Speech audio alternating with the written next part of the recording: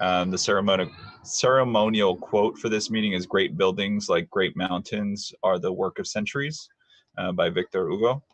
And we'll go ahead and start the roll call. I'll go down the list as I have it, and I'll ask for people to confirm that they're here. So if you could, just say here, that'd be great. So Kelly Lynch McMahon. Here. Robert Howe. Here.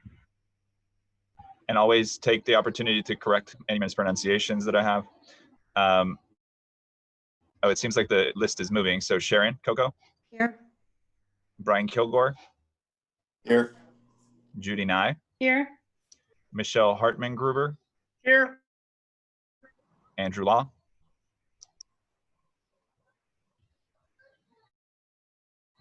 Andrew, if you want to go ahead and unmute. Yeah. Great, thank you. Brian Gebhardt. Here. Eric Chu. Right here. Gerald Green. Here. Okay. Henry. Here. And it moved on me again. Mary Vigil. Here. Michelle Hartman Gruber. You already called me, Antonio. Great, thank you. Roshana Aital. And I believe that's it. Could someone do me a favor? Brian, could you do me the favor of making sure you list who the committee members are so we can go ahead and get started for the minutes?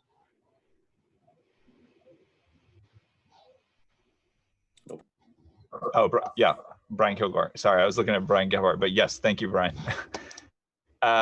Okay, so moving to the agenda. Can I entertain a motion to adopt the agenda? So moved. Great. I feel like, okay, I hear a second. So I'm trying to be able to break out the participants. Pop out, there you go. So that I can see everyone's raised hand. So first, before we do this motion, let's test the raising of hands. So if everybody could raise their hands right now. All voting committee members, that is.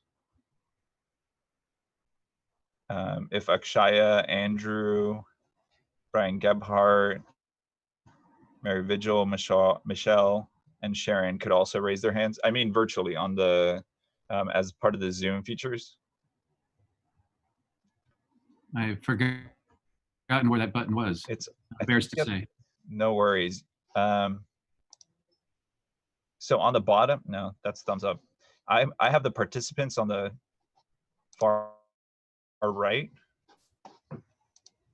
In the bottom bar, there's a participant. Click on that, and then you'll see your name. And you can, at the very bottom of the white bar, you say raise hand, lower hand. Thank you. I think I found it. Okay, great. And I believe now everybody from the committee is raising them, so that's great. So if you could put it down now.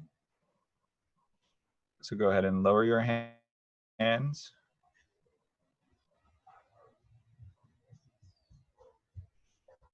Brian, if you want to go ahead and lower your hand. And Eric. And because I'll be using this to potentially record votes and decide if motions carry, I ask that only committee members raise hands during votes. Of course, raise hands to get my attention. That's fine as well. So I have a motion and a second. So all in favor of adopting the agenda, please say aye by raising your hands. And I mean electronically. Okay. Okay, and then go ahead and lower your hands.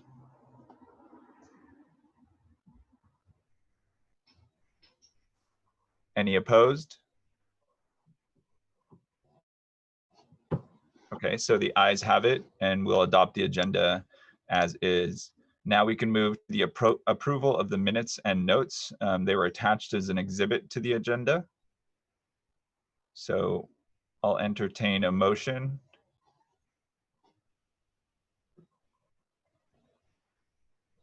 I'll move to adopt or approve the minutes and notes.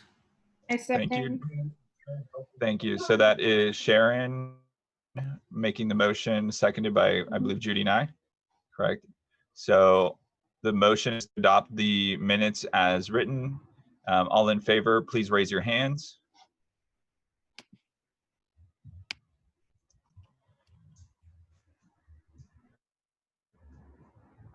Okay, please lower your hands.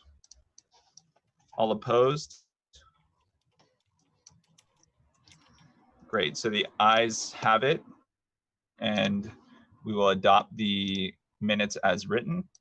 We will now move to oral and written communications. Sharon, I went ahead and checked the inbox. I didn't see anything, did you? You're on mute, Sharon. I saw it, well, I went in there as well and there was nothing. Great, thank you. And so that concludes item number 3. And now we will move to the demographer presentation and follow-up. And apologies, Jacob, for not calling you in the role, but I want to introduce everybody to Jacob from the demographers, so they can go ahead and confirm that we can hear them and introduce themselves. That would be great. Thank you very much, Jacob, for joining Hi, us. good evening, everyone. This is Jacob Gomez, again from Davis Demographics. We did the board presentation a little over a month ago, I believe, early May. Here to assist you guys with whatever questions you might have or whatever topics we want to discuss. Great, thank you, Jacob. So I will go ahead and call up the responses that we received from the questions that we had compiled as a committee. Okay,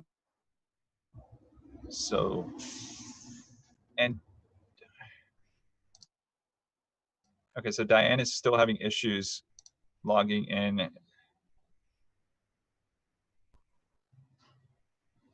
Okay, if anybody else could assist, if anybody from district staff could assist, I would appreciate it.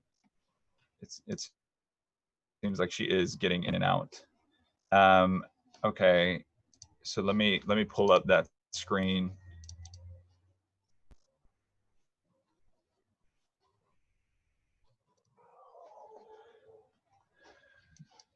All right, just 1 second. Okay, I am not a host, and Kelly, I think you may have disabled screen sharing. Work now. Okay, and while you're working on it, I will just read out the responses. So the first question is, can you provide observations/comments regarding the differences between your report and that of the prior demographers? The response is, I can't speak much on the prior projections as I do not know much about their methodology or ways in acquiring and setting up factors.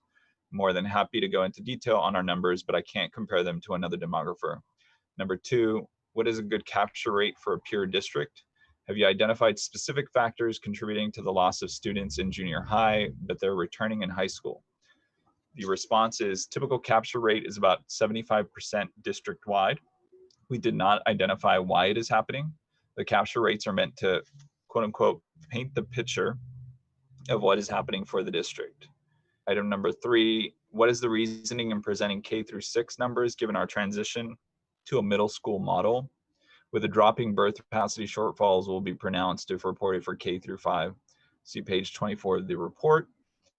Response, K through 6 is what the current configuration is, except for a few exceptions. And most of the schools are using that configuration. I stuck with what most of the schools had for the current year. The breakdowns in the following pages show K through 6 and K through 5, so you would have to refer to that.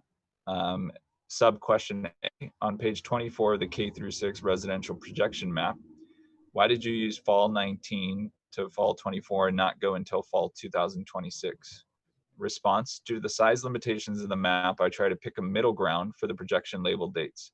It was a bit hard to add more text to the map without cluttering it. Question number 4, why were specialty programs not considered, at least in the attendance matrix on page 18? It's necessary to consider between overloads and voluntary transfers to understand trends and design the right solutions. The response is, which programs are you referring to? SPED, PS, NP are included at the bottom to show where students attend school. The loading standards are different typically for these programs, which is why we don't have them in the core of the table, but instead in the last rows. Sub question A, similarly on page 15 of the presentation, do numbers of transfers in and out include overloads? Response, I would believe they do, but I'm not 100% sure. The student file we received did not include a designation saying if the student was or was not an overload student, so I'm not able to answer that. Question number 5, will you be providing updated numbers for unassigned attendance areas? As a district, it's key to remain consistent with developers. The response, during a previous meeting, district staff said it was not necessary to provide them. We do not currently have the areas designated in the projection model. Providing that at this point will require a redo of the data and projections. Question 6 was, please consider presenting organizing charts by attendance area as opposed to an alphabetical list of elementary schools. And number 7, please provide an Excel-friendly version of the key numbers in the report. This is a critical tool for both district staff and committees to do further analysis. We typically do not provide that. Excel can be easily manipulated and adjusted while still having the Davis logo. So I'd like to open it up to Antonio, I think there were 2 more questions. There was an 8 and 9. I think it might have been on a second page. Thanks, Jacob. Yeah. Will you be providing updated data to include Williamson in your projections? Response, there was not a mention to add this in any of the meetings leading up to the report before the final was prepared. Much like question 5, providing this will require a redo of the base data and recreating the projection. We also did not receive a boundary for Williamson. And question number 9, is there a space available at Durham to accommodate the net population change you identified on page 12 of your presentation? Were you provided with / did you use any form of capacity report for your analysis? The response, we requested capacity during data setup, but did not receive it. Durham is projected, page 28 of the report, K through 5, 825 for fall 2026. Not sure what the capacity is, but that's what the resident count is expected to be. Okay, so now I'd like to open it back up to the committee. Go ahead, Brian. Can these be provided in text format to review as well? Were these sent out in advance? No, we received them earlier today, and I was trying to share my screen so that people could see, but unfortunately, I don't have the permissions to do that. It will be posted to the website as well. Okay. So yeah, it was difficult for me to follow along, so it may take a moment. Antonio, you should have control of the screen. Okay, let me, oh, great, thank you.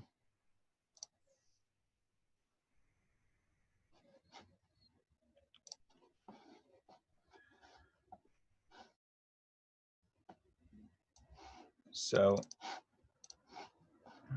Brian, are you able to see that? I am. I think if you could zoom in a bit, that will probably help everybody. Will certainly help me. Okay.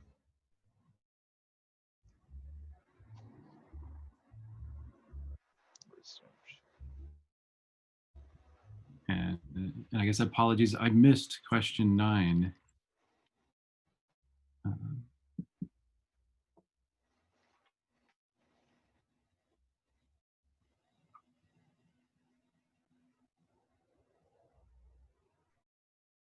Can't remember the context behind question 9 either. So I think question 9 was directed directly towards Durham, or sorry if I mispronounced it, Durham, if how the growth in boundary would affect or how it relates to its capacity.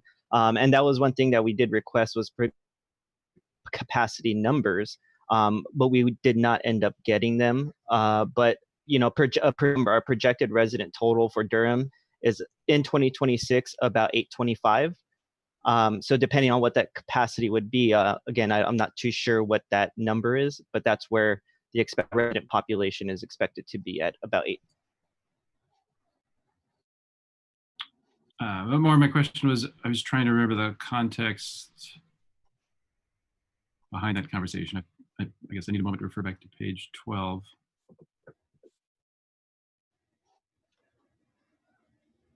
And I would like to remind people that because I'm sharing my screen, sorry, I'm trying to I cannot see raised hands, or at least I don't know how to as of now. Mine's the only one raised at the moment, but they may. But I welcome other raised hands.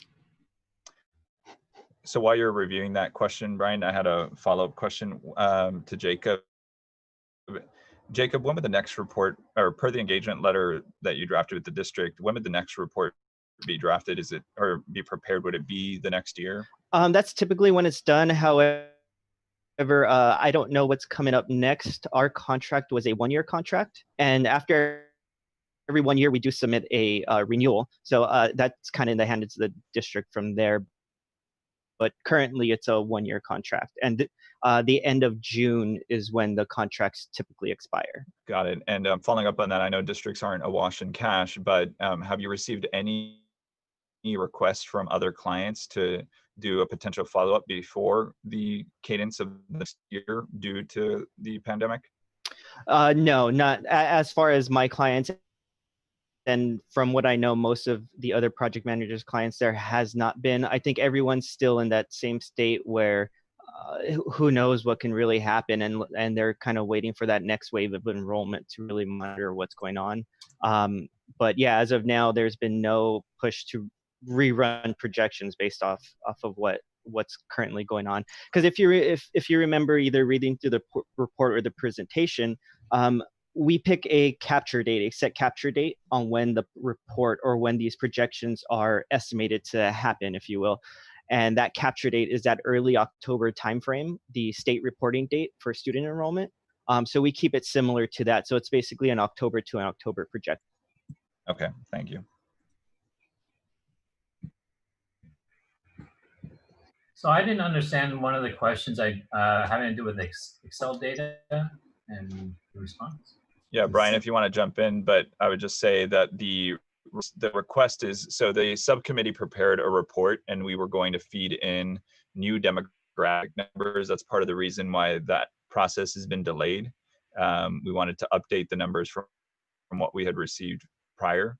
And so the Excel was to allow us to feed that information into our new rubric / report. So we wouldn't need, I understand the point about the logo, but it's really just for internal use and for actual analysis. I didn't understand the response. What was the issue with the logo? Oh, I see.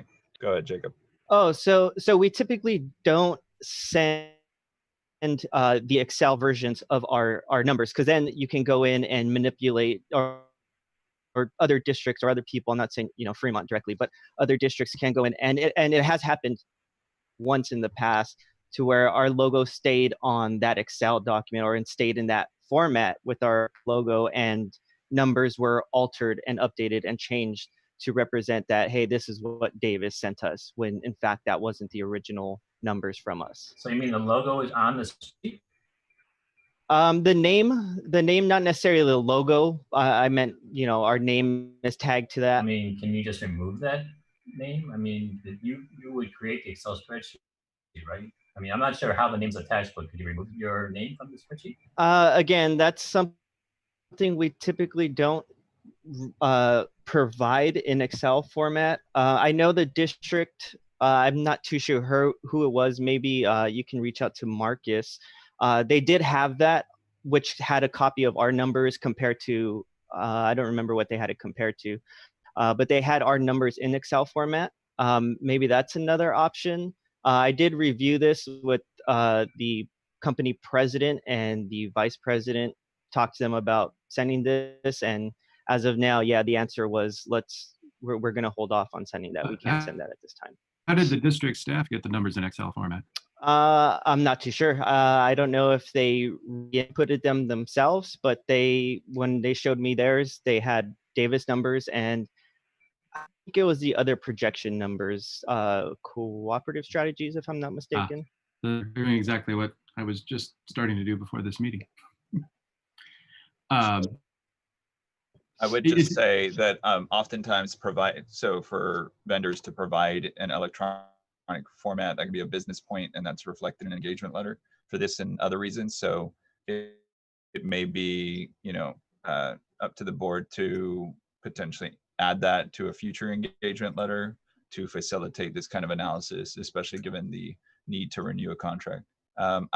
Is it okay if I stop sharing my screen so I can see who's raising their hand and take cue, or? Well, so far, nobody else has raised their hand. Okay, great. Go ahead, Brian.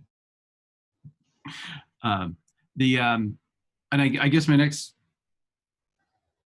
part of the conversation is I wanted to suggest some thoughts that the committee and staff and board might consider that kind of build on that last thought, you know, whether it's a formal recommendation or just anecdotal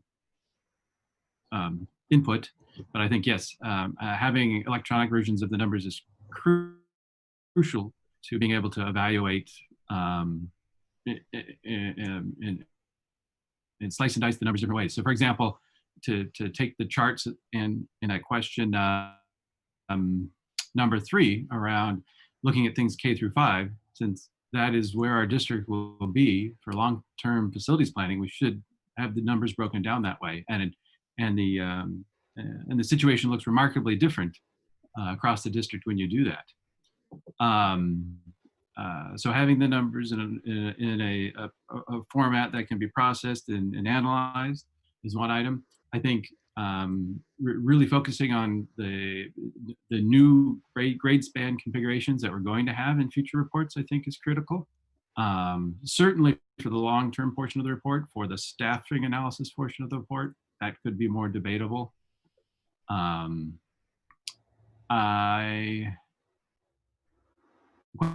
Question 5 around the attendance area matrix, that one I may need to see again, because I wasn't sure if perhaps it was understood what we were looking for, because I was not familiar with those acronyms off the top of my head, the SPED, PS. Oh yeah, I'll clarify that. So SPED, that's the special day class or special education students. PS is is the preschool, I believe. Yeah, great. It was grade PS, and I think we got that confirmed saying that was preschool. And then NP is non-public, the non-public students. Oh, okay. Yeah. So this question is referring to our magnet and immersion programs, the programs that people voluntarily transfer into. And that's, I think, a very important piece as well to tease that out. Brian, so I'm a huge fan of motions. Given the recommendations that I heard you say, you know, requesting Excel format, especially for the next year, I don't imagine that this report will be redrafted or that's part of the scope with DDP. Is that a recommendation you want the committee to vote on to provide to the board? So whether that's you know, electronic formats and the new grade spans, and I know that there's another question about including Williamson. So is that something you want to put into a motion and bring to the committee? I would be happy to. It'll take me a moment because it's actually a fairly long list of things I'm going through as I'm thinking this through.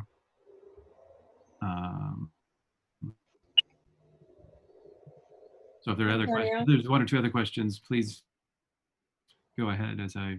In that motion, can we include overload data? Because that's crucial too, in my opinion.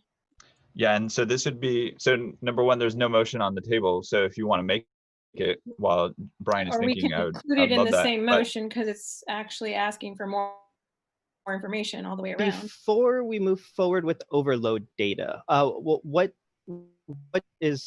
do you guys consider, what's overload data for the district or overload student?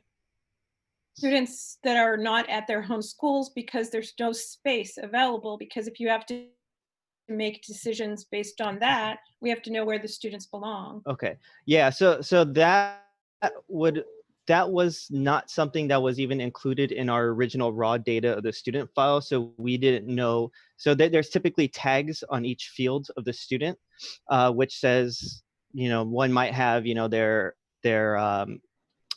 address in one column, student ID in another, grade in another column, school of enrollment in another column, and then I don't remember the term, but transfer reasons or why they're transferring, and then a specific code for the transfer reasons. We did not get a transfer field. So within the student data itself, we don't even have that information to relate. But again, to next year's, if Davis is brought back on for next year, that can be something that, we request beforehand that, hey, in the student file and in those fields, make sure there is a transfer column or whatever it might be, so we can designate or see which students are those overload students. And I can if see that makes everyone- sense. Got it. Sorry, Jacob. And I can see everyone's screen to the extent you're sharing video. Again, because I can't see your electronic raised hands, please go ahead and just raise your hand in video, and then I'll call on you to speak. Brian, do you have anything? I'll attempt to make the motion, and I definitely will accept friendly amendments and clarifications. So I think the motion is that the FAC committee you recommend to the staff and the board the following adjustments in future demographic reports and associated contract, I guess, for that. One, request Excel-friendly format as part of the contract. Two, the report use our long-term grade spans, K through 5, 6 through 8, 9, 12, for grade span analysis. The report include distinguish between overload and voluntary transfers in the analysis, in all analysis. For example, the attendance area matrix analysis. And break out undesignated areas separately. And I'm not sure how to include this, but that's my motion. I'm open to a friendly amendment at Williamson thing. I just was not sure how to word that. To include any planned facilities?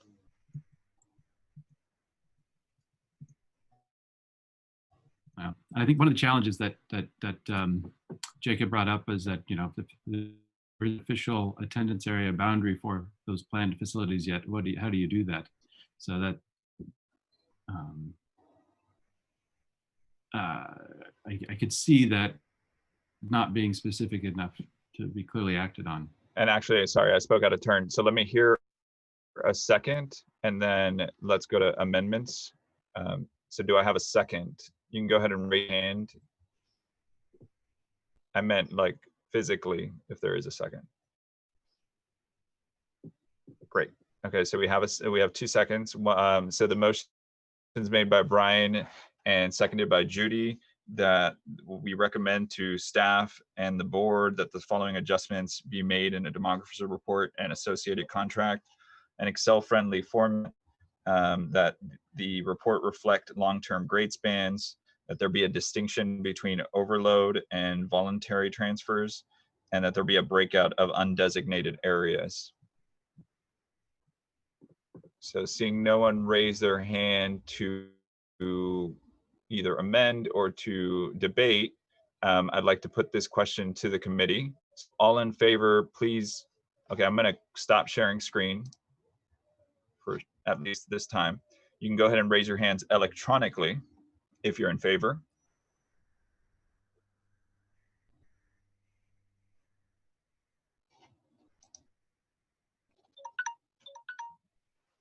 Okay, all, please lower your hands.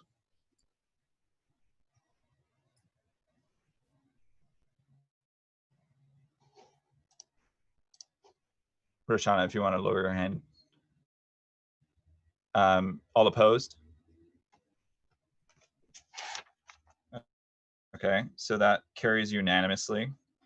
I believe I only added that for 10 minutes, but I believe we have 5 more minutes because it's a 20-minute item and I had started 5 minutes late on the counter. Go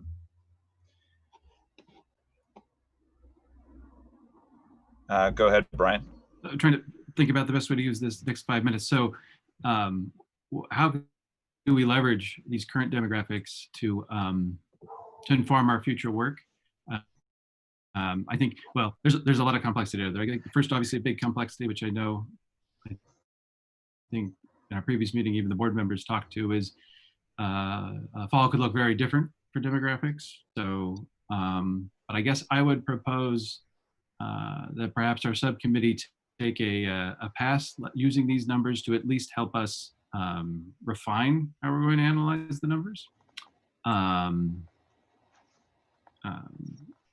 I think this is, I think, still pretty consistent with the fact that we weren't, last meeting we recommended that we weren't going to move quickly, but I've been starting to think about how to analyze the numbers and visualize them in different ways to help us, help us get our head wrapped around this complicated issue. I think it'd also be especially important for some of the other, I think, big decisions that that may be considered as well, such as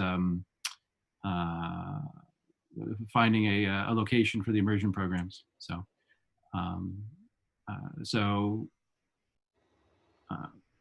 and so, yeah, so I've started to try and do some analysis around that as well. And I can even show an example or two if that helps people visualize how I think this might help. That is a good time to note to the committee that we would obviously appreciate any volunteers for this subcommittee handling this. I would also appreciate direction from the committee. We had originally been composed in order to create the report. We prepared it for the committee and they adopted it. But given the pause, I would like some kind of explicit confirmation that the committee would like us to continue doing that work as a subcommittee. And currently that is composed of Brian, Marie, and the word is escaping me. I sit on the subcommittee, I forget the word. So we would appreciate having another member. But either way, if not, if I could have a motion to direct us to continue doing this work, that would be great.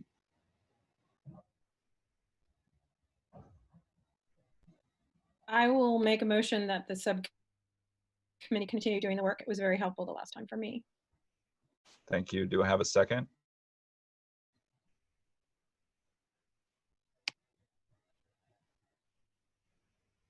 I'll go ahead and second that. Okay. Got it.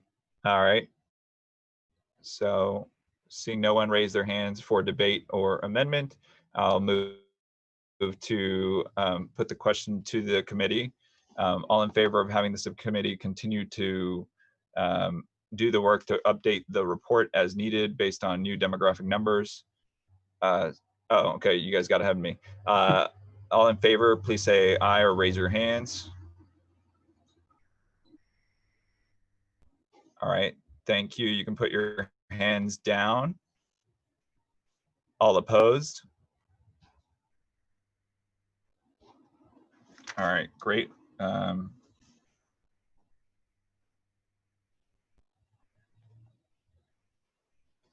Okay. Is there anyone else? I know that there has been discussion at the board. I take Brian's point about it will be difficult for a demographer to potentially plan for facilities that don't have a attendance area. I would note that, however, the undesignated areas were just included in their historical attendance area, so there is precedent set for that. That being said, there is continuous discussion by the board about Williamson to the extent that an attendance area was planned for that site within the next year. That would really help the demographer include it in reports. I say because that wasn't included in Brian's motion. Okay, and seeing no further discussion on this item. Oh, go ahead, Brian. One other element, which kind of tangentially related to this, is we talked about looking at the school capacity numbers that staff was collecting. So that, and again, obviously this will change with the COVID situation, but I do think it may be useful if the capacity numbers, the old capacity numbers are available, the demographics available, the subcommittee can take that information and bring back information at a future meeting for learning purposes, is what I. Okay, time is up. I thought you were going to go with adding that as a motion, that capacity numbers be included in any future demographers report. but I guess my motion would be, could staff provide us the capacity numbers that are the pre-COVID capacity numbers that are available for us to understand. That would be my. We requested that before, and I believe that was a work in progress. Correct. Do I have a second? I will find out for you all. We did submit that for review and I've not gotten any feedback yet. And Kelly, we're having a hard time hearing you, sorry. Can you hear me now? Slightly better. Okay. 1 sec. Is that better? I could hear the background very well. The background, but I'm not sure what's going on with my microphone here, but I was going to say that we did submit the capacity report to the administration, and so I'm just waiting on feedback as to when I can release that information. okay. We have a motion on the floor. Is there a need for a second? Or is there a second? Sorry. I personally certainly comfortable with the answer that Kelly will provide it to us as soon as she can, which I think is my interpretation of what you just said. Do you withdraw your motion? Yeah, so I'll definitely withdraw my motion. Okay, great. So we're over time for that item. So we can go ahead and move to the next. Thank you very much, Jacob. We really appreciate you taking the time to answer these questions. And if you want to go ahead and exit the meeting, Of course, you totally can. if you don't mind, just a Yeah, quick absolutely. 30-second. Any other questions you guys might have? These were great questions, fantastic questions. We love getting questions from the community and from committees. We don't like it when we present and there are no questions. So this is awesome. I'm glad you guys are very active, very engaging, and further questions. Marcus Battle has been our main contact up to this point. I know Kelly is working with me a bit as well. So any other questions, feel free to forward them to her. She can pass them off to me and I can reply and send them back. And if you guys need me for anything else, also you can feel free to reach out to me directly as well. Thank you guys. Enjoy. Thank you, Stay Jacob. safe. So if we have, okay, so now we can move on to the May revised budget. Kelly, were you able to find a member from district staff to discuss this item?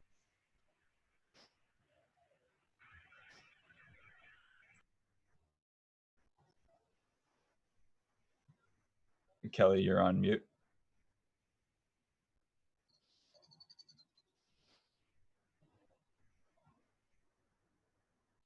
And though that, assuming no one from district staff was able to present on this, I would refer the committee to the board item. So the item that was presented to the board very recently as to the May revised budget. Obviously, that's going to have great financial implications for us. There's been a large decrease in revenues that are coming to the state. There are certain adjustments that districts can make to help themselves, but they won't be enough to offset that revenue shortfall. And at the time of presentation, the associate superintendent noted that he had received, interim updates, so that information was dated, but that had been provided to the board, and so there were some real-time updates. So I would direct you all to view that part of the board meeting. But seeing that there is no district staff member here, we can move to the next item. And this is a request for 7-Eleven committee members. So the reason this item after the May revised budget, one of the points, one of the self-help items was that districts could use the proceeds from the sale of surplus facilities to offset costs in the general budget. And the 7-Eleven committee is having to do with the potential disposition of the Marshall site, if that's correct. That is correct. Okay, great. And currently it's missing 2 committee members to begin as a committee. The name of the committee is 7-Eleven. It needs at least 7, maximum 11 committee members. and the district is really, you know, roaring to go on getting that committee started. And it's been looking for those representatives for quite a few months now. So if So I know, Antonio, we are actually looking for one teacher and one additional parent. got it. So I wanted to renew the call for members who are interested in serving on this committee. And Kelly, do you happen to know, or any other members from district staff, what kind of commitment this committee takes? Obviously, FAC's commitment can be, you know, rather large. Some of the other committees I've served on are more of a, you know, you show up, you review the information, and the commitments, you know, kind of ends by the end of the meeting. What kind of level of commitment are we talking about for this committee? So it's my understanding, and I can only speak from my experience in other districts because I haven't had the experience in this one. It's usually about 4 to 5 meetings. They're usually between 2 to 3 hours long, and there's usually very specific agenda items that are covered at each meeting, and decisions are actually executed at the end of the meetings based on the tasks that were assigned from the previous meeting. And a culmination of all those activities is then generated and presented to the board in a report and overall recommendations based on whatever tasks they were assigned. And it usually is anywhere from a 4 to 6 month time period, but only meeting once a month. But of course, once the committee's formed, we can then discuss what our criteria is and what our goals are and base the schedule accordingly on that.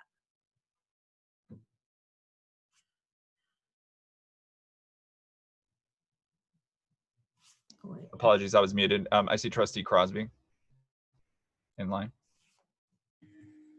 Thank you.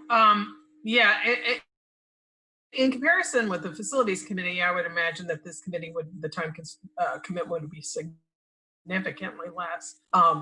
But it's a super important committee. We do not have a lot of flexibility on where to find funds to offset some of the very deep cuts we're facing. And this is one place, you know, maybe the committee will decide that this is not an opportunity to sell a piece of property, but that's why the work, the sooner it can get done, the more quickly the board will know if that is something we can look to as a possible way to raise some funds, because we're going to really need them. So anyone who's willing to put in a little bit of time, the benefit to the district could be significant. Thank you, Trustee. Okay. So yeah, I just want to re-stress the importance of this committee given the revenue shortfall, and really encourage anyone who can to volunteer. Feel free to reach out to Ms. McMahon if you would like to volunteer. Now we can move to the staff update of facilities. Kelly, if you want to go ahead and lead on that. Sure. I had prepared a very lengthy summary, but I think I'm just going to speak to the 4 very active projects that we currently have right now that people can actually see the progress going on. So in terms of our current construction projects that are active, we have our Prop 39 LED lighting conversion project that is going on district-wide. That project in itself is around 87% complete and is due to be completed by June 15th. And as you all know, our Prop 39 dollars have an expiration of June 15th in terms of us having work completed. But of course, we're given, I believe, until the first week of August to close out all of our paperwork and dot all of our I's and cross all of our T's. So we are on target to have that happen. Our voice over IP project is still ongoing and is around 92% complete. And you'll see district IT and the IT consultants going to the various sites over the next month, completing that process as well. As far as the active construction. So Hopkins Middle School, we had a move that occurred in mid-May, and we are still finalizing the remainder of the move from the old building into the new facility.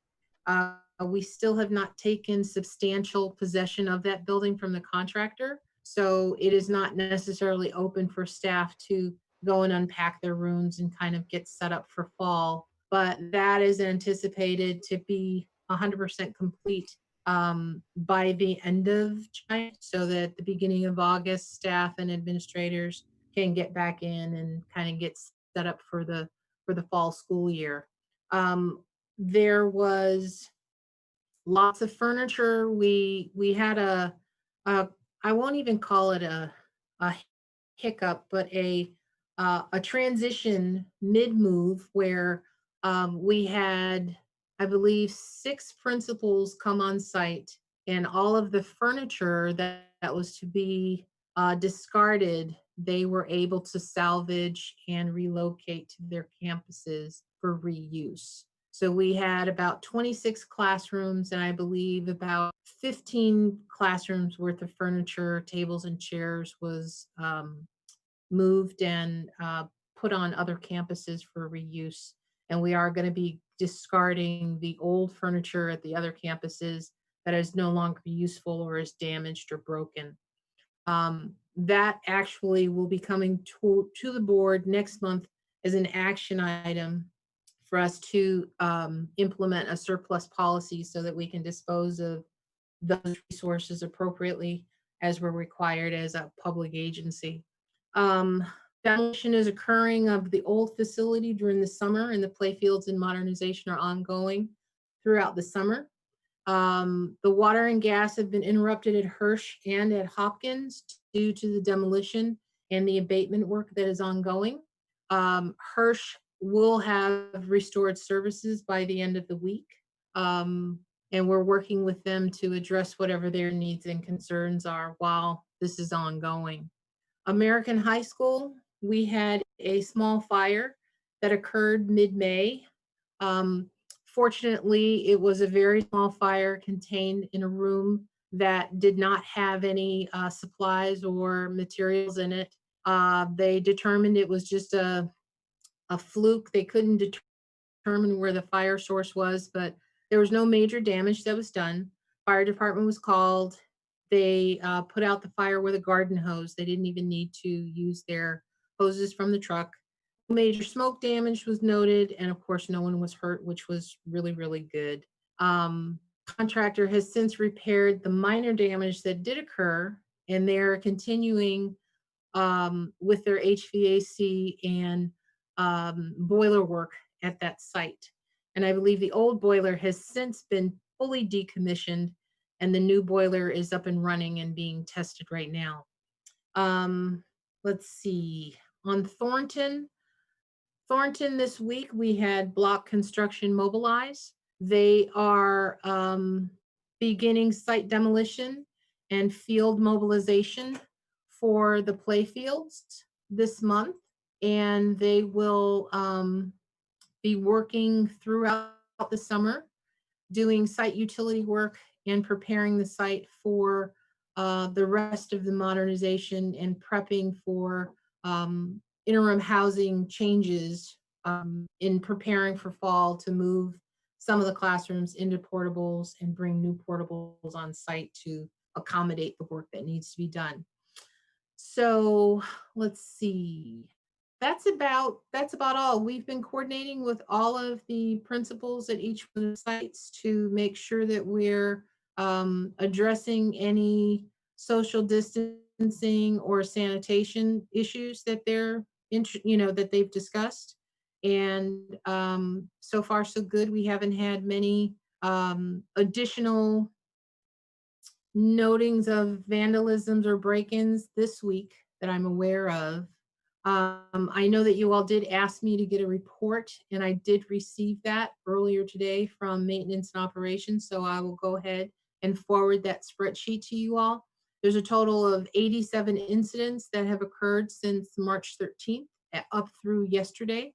that have been noted, and we are in the process of, I guess, monetizing the damage and finalizing what that financial impact has been.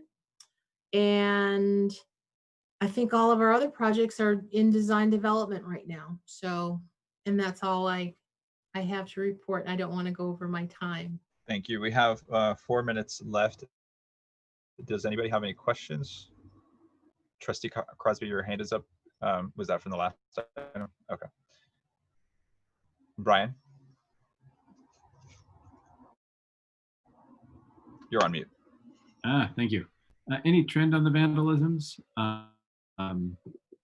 Well, since we have put in the security cameras and increased the police patrols, it has significantly been reduced. We still are getting kind of repeat vandalism at certain sites, but overall, we've seen a modest decrease since we've increased the patrols and also added the visual monitoring in areas that you can't see from the street. That's excellent to hear. Yeah.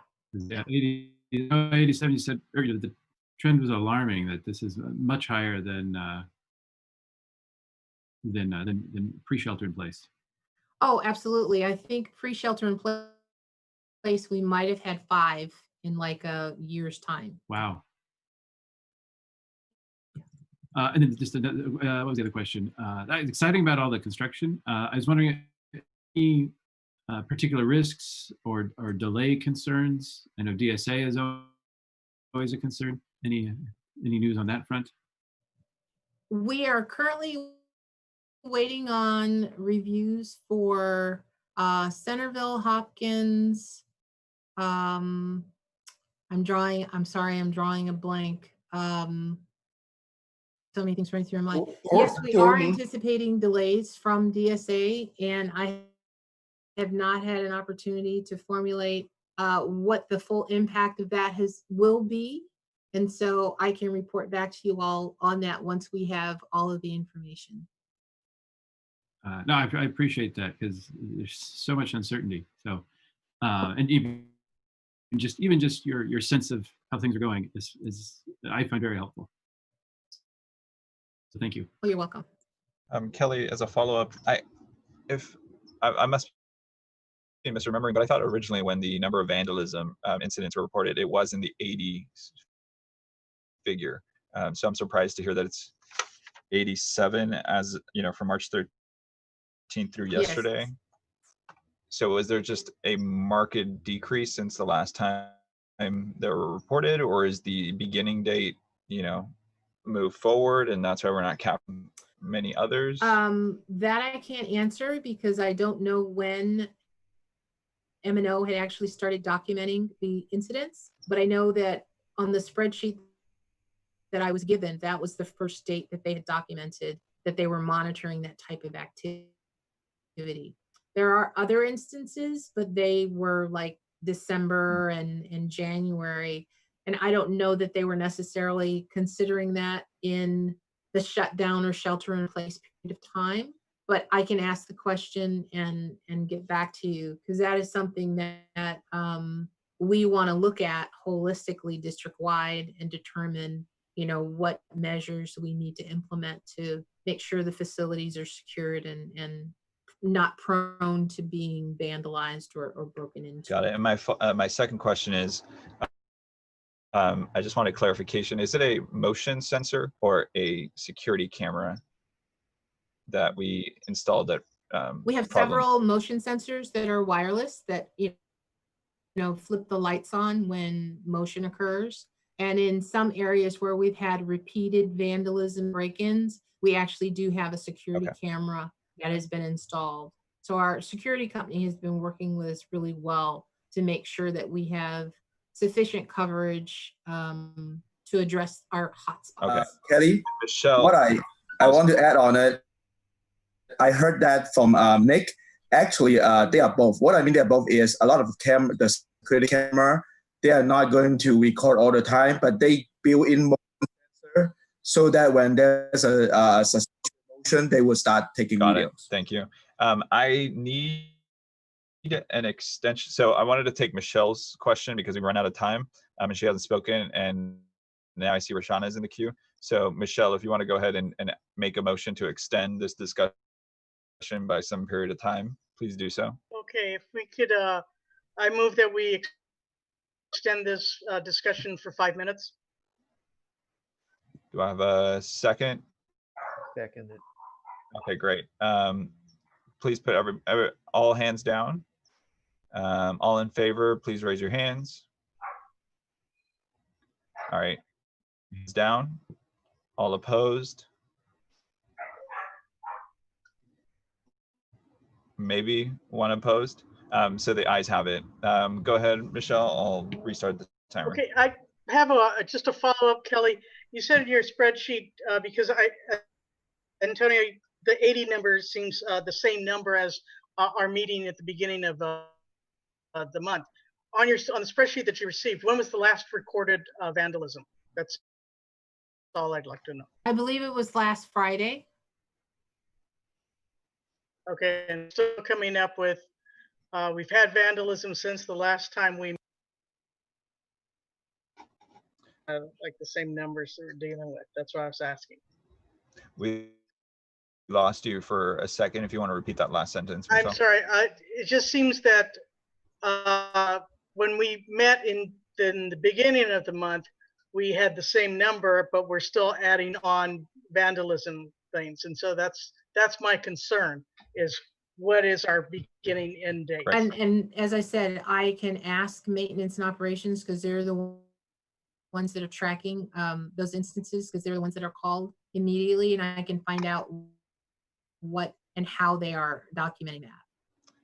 As a follow-up, when did the extension or expansion of security begin? When did we say, okay, this is getting out of hand, we need to increase our security We presence? actually did that in mid-April.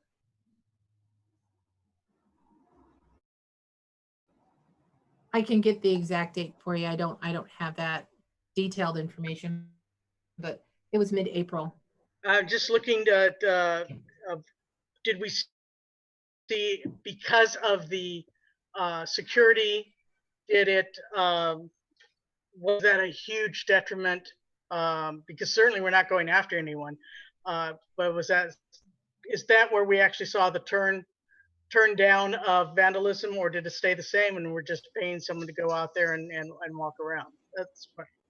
I just want to make sure I understand the question. So you want to know, when did we have a spike in the instances of vandalism and break-ins, and when did we actually get kind of control of it and see a decrease in the instances?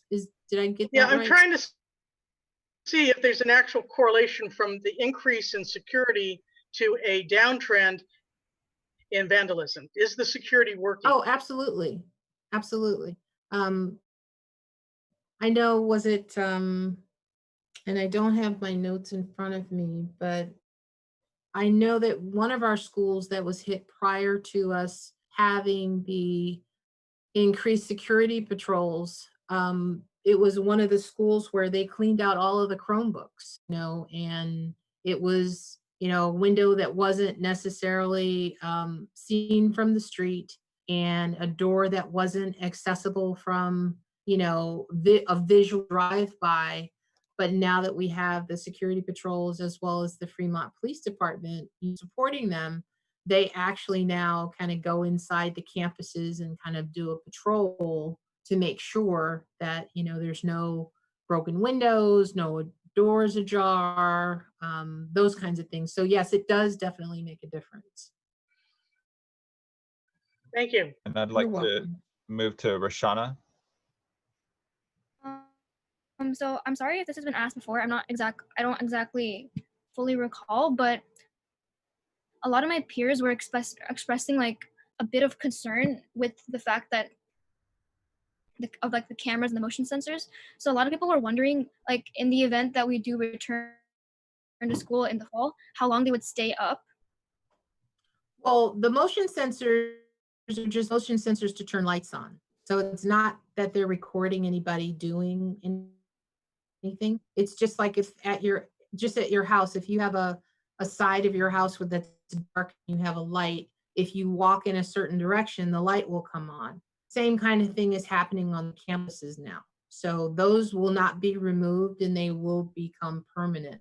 As far as the security cameras are on the exterior of the buildings, and they are only for line of sight of main entrances and areas where we do not have visual perspective of that area from the street or as we're patrolling. So those were in active discussion and analysis to see what's absolutely needed and how it will impact us. So I don't have an answer of what's going to be permanent and what's not, but for right now, we do have them in place and they are serving the purpose of monitoring the sites while they're vacant. Okay, thank you so much. Mhm. All right, thank you, everybody. So we're out of time on that item, and we can now move to term renewal. Let me turn off my fan. So I was able to discuss this issue with members of the bylaws and standing rules subcommittee. We didn't have the time to ultimately adopt a position, but I wanted to either reflect some of the discussion and some of the issues that were born out of it, ask either Sharon or Robert to weigh in if they have anything to add, and then put it back to the committee. You know, we reviewed the bylaws to see what the language you know, had to say about member renewals. And just for everybody's recollection, the idea is at the end of people's terms, do they submit an application to be reappointed to the committee? Do they submit an application to the board to be reappointed to the committee? Or do they express an interest in staying on the committee? So we discussed that. We also happened to discuss the lack of any bylaws language as to removing a committee member for a purpose, like whether it's for, you know, breaching some kind of code of ethics or continued disruptive behavior. We don't have that in our bylaws.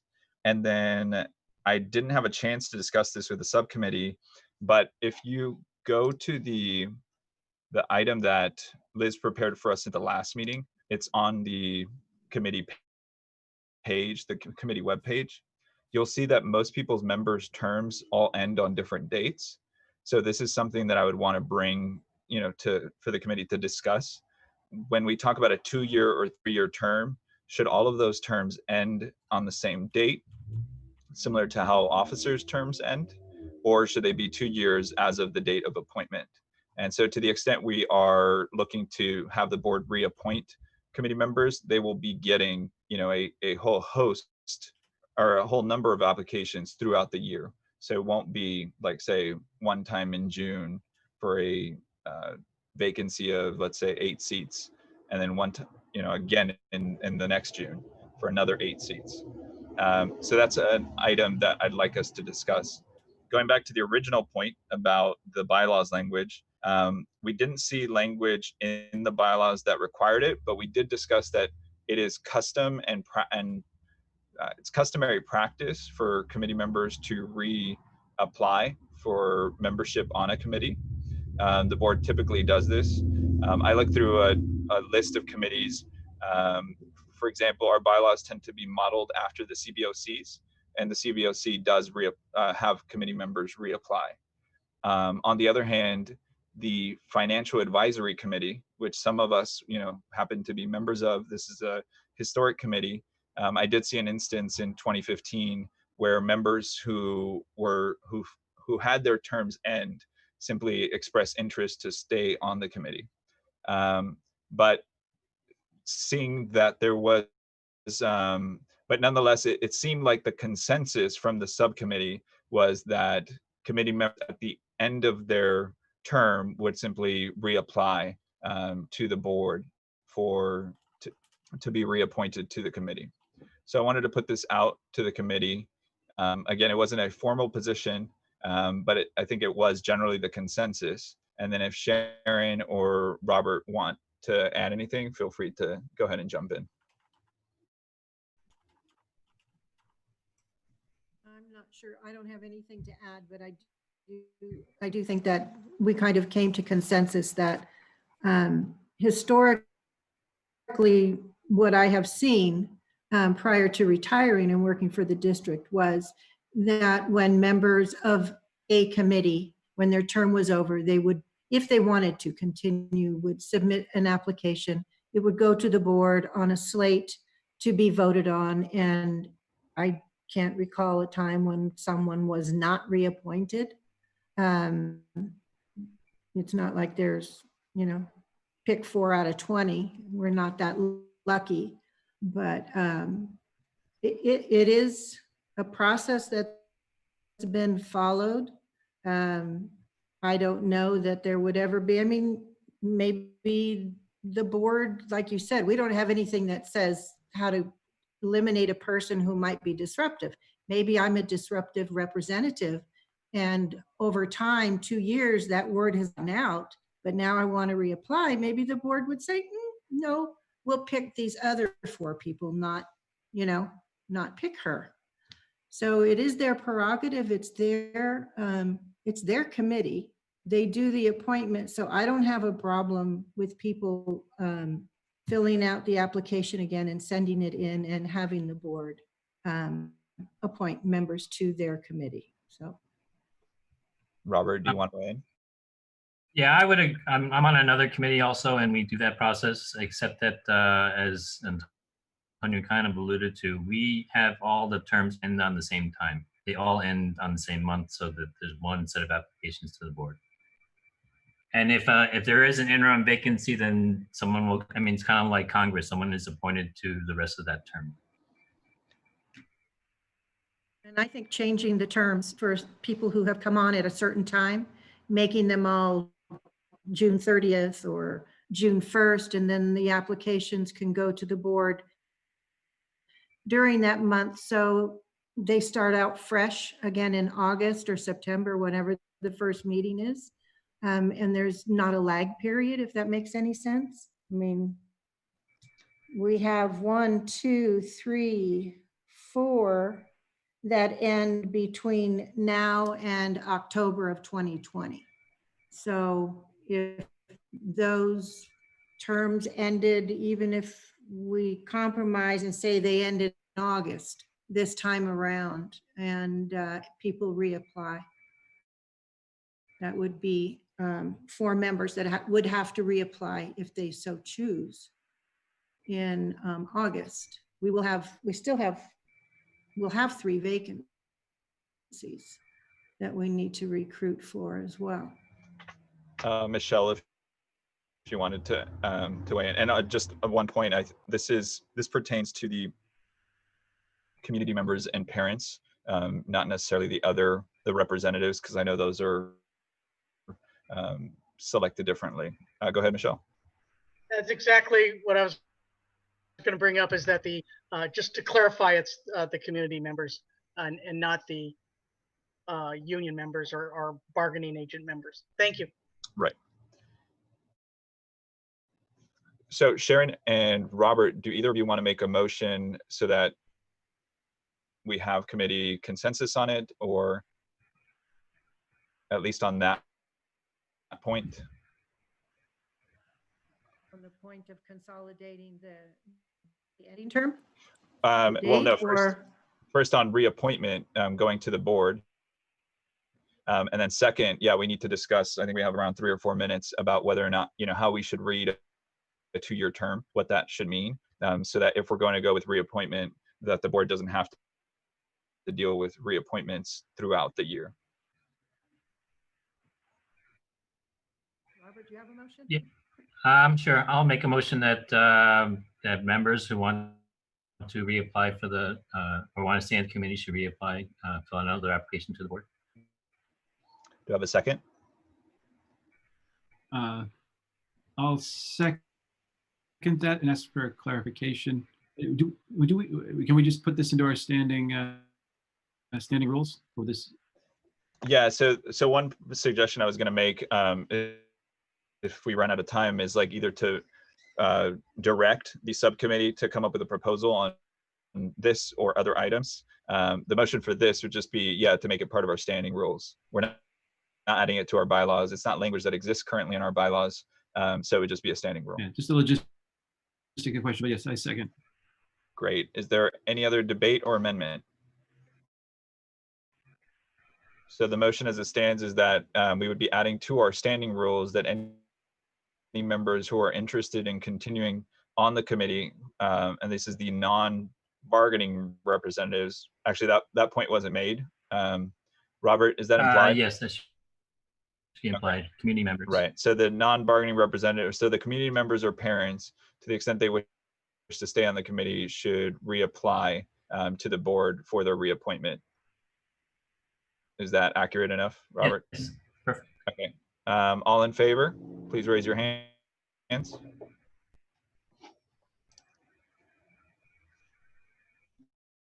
Okay, please put your hands down.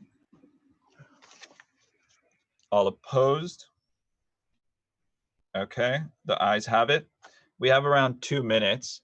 Now I wanted us to potentially either discuss removal of committee members and I think the more pressing item is how do we interpret terms ending? So as I had mentioned, currently, if you look at that membership list, there is a term ending this month. There's one ending August, there's one ending June, and another one ending August. And that's dependent on when committee members first were appointed to the FAC. As you can see, we are going to potentially discuss summer meetings. And so I think that that should be a factor in a consideration, but I'm interested in knowing whether the committee wants to address this item, because currently as it stands, the member's term will expire again on May, June, and August.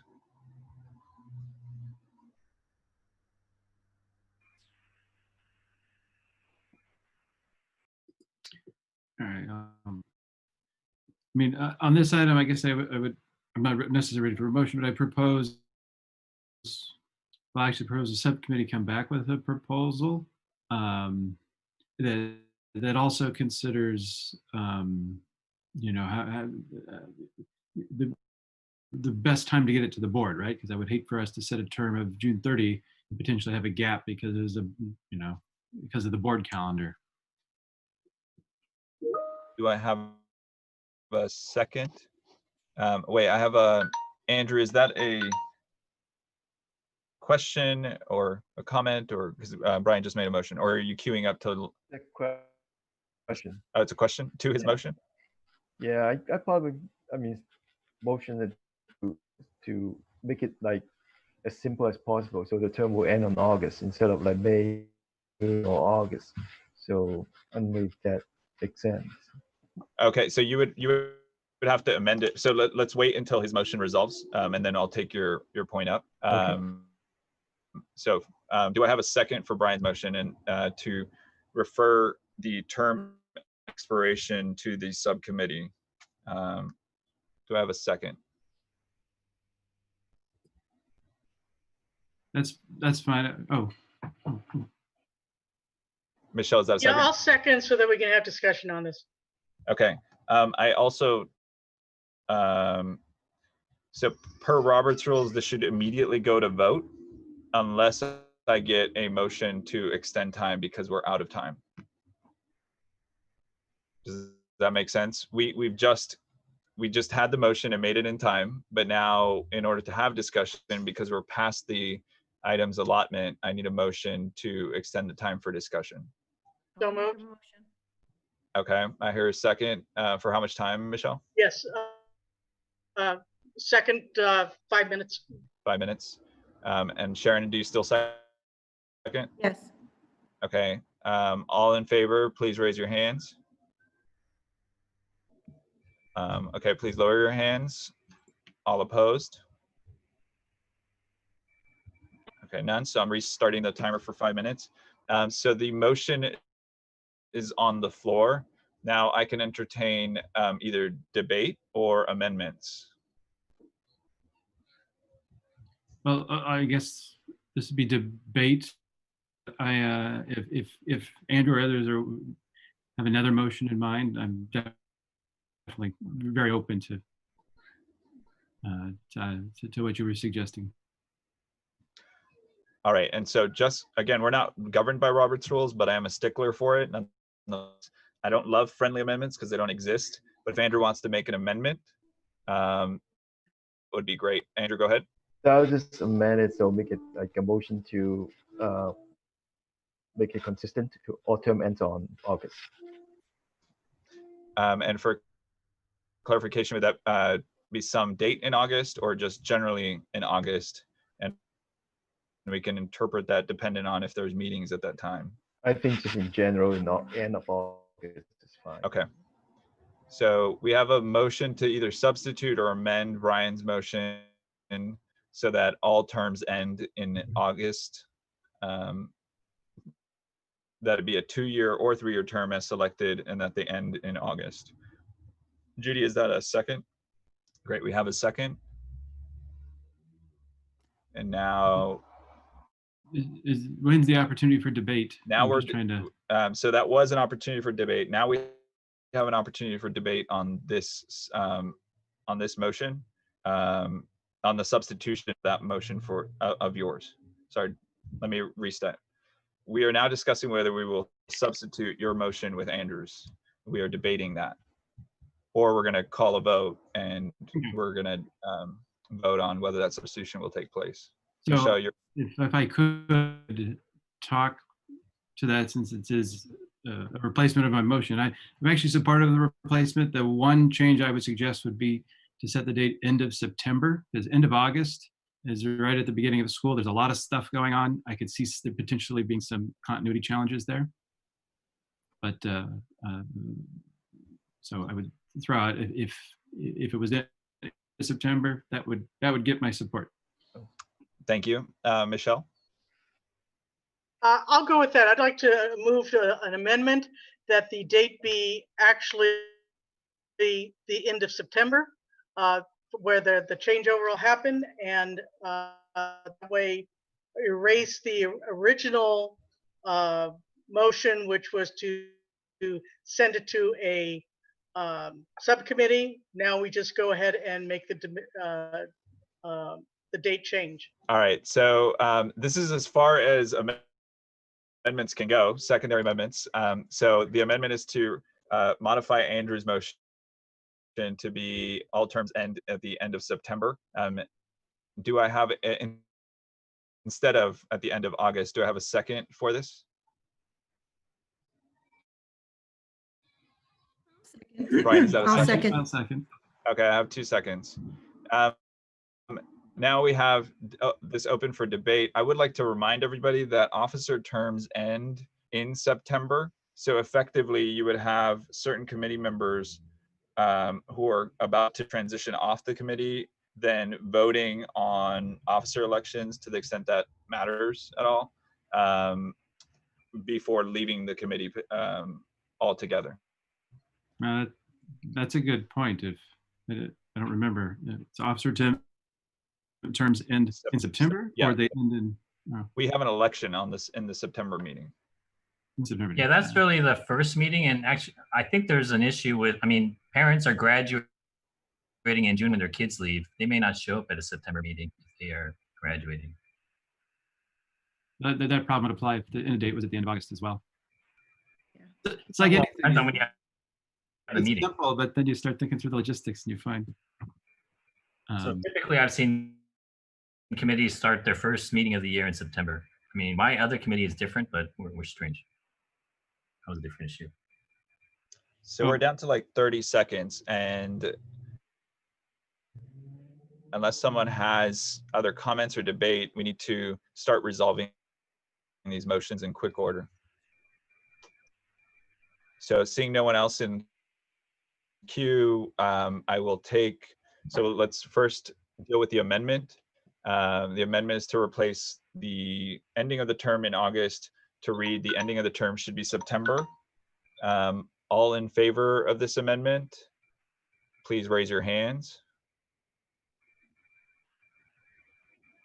Okay, all up. Wait, I'm still. Sorry. Let me do that again. So all in favor of. Remember, there are 3 motions on the floor. So the first one was to refer this to the subcommittee. The second one was to move the end of the term to August. And right now we're just discussing amending that amendment to have it be the end of September. So by adopting this, we'll just move towards the next item that we'll vote on is whether we substitute Brian's motion with the now amended September language. So right now we're just dealing with the change from August to September. So all in favor of modifying the August language to September, please raise your hands. Okay, I see 5 ayes. All opposed? So please lower your hands. All opposed?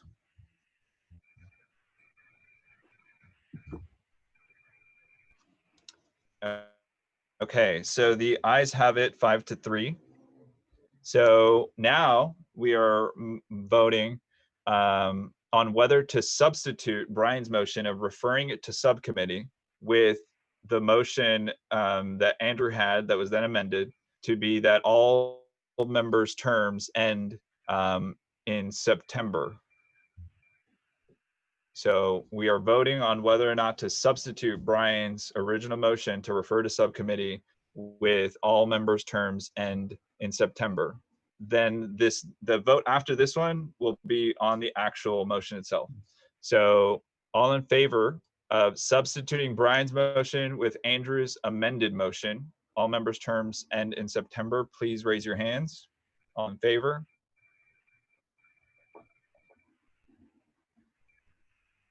All right, 6 ayes. All opposed?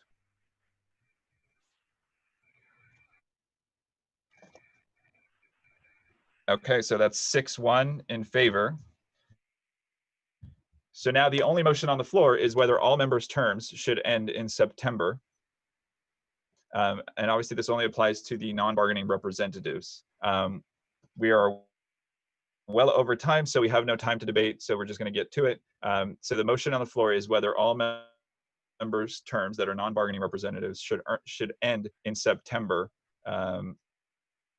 All in favor, please say aye. All right, please lower your hands. All opposed?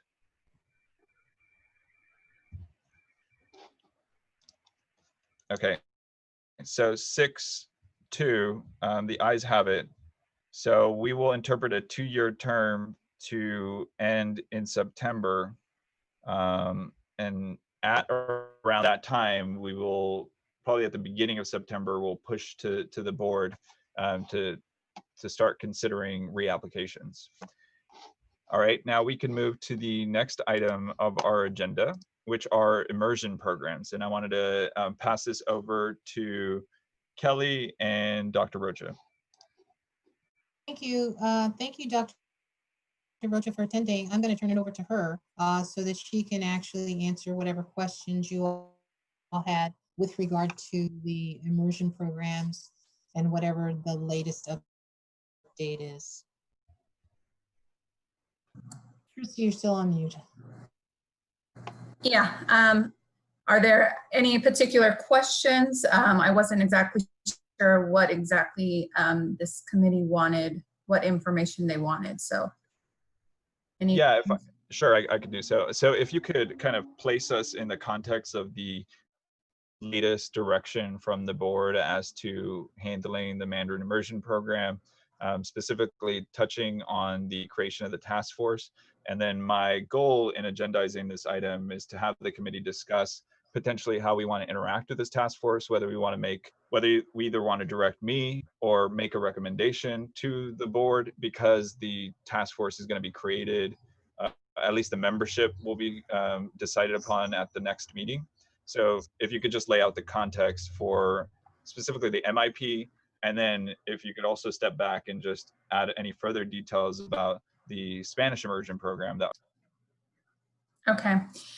So at the last board meeting, there was an agenda item in regards to wanting staff to look at options to expand kindergarten for MIP, specifically at Azevedo. due to the wait list that we currently have for students. So there was an agenda item that was developed, and there were two options that were presented. One was to delay the addition of the 2 kindergarten classes in order to create a task force, as there are some challenges at Azaveda in regards to facilities for the following year moving forward. And the other option was to open the 2 kindergarten classes, as there is 1 classroom available at Azaveda. And so the board decided to kind of do both options, to open the kindergarten class, so 2 of those classes, the AM and PM, and to establish a task force. So that is the latest as far as what has comprised. We will be meeting later on, I think it's next week, to establish kind of how this task force will be generated, and looking at what stakeholders, because one thing we want to make sure is that all stakeholders are involved in the process, and that would include our administrator of the MIP program and our teachers as well as parents and other stakeholders in this process. So that would be the update on that. In regards to Spanish dual immersion, there was the board presentation that coincide with MIP for expansion and long-term planning purposes, 4 options that were presented, and none of the options were adopted.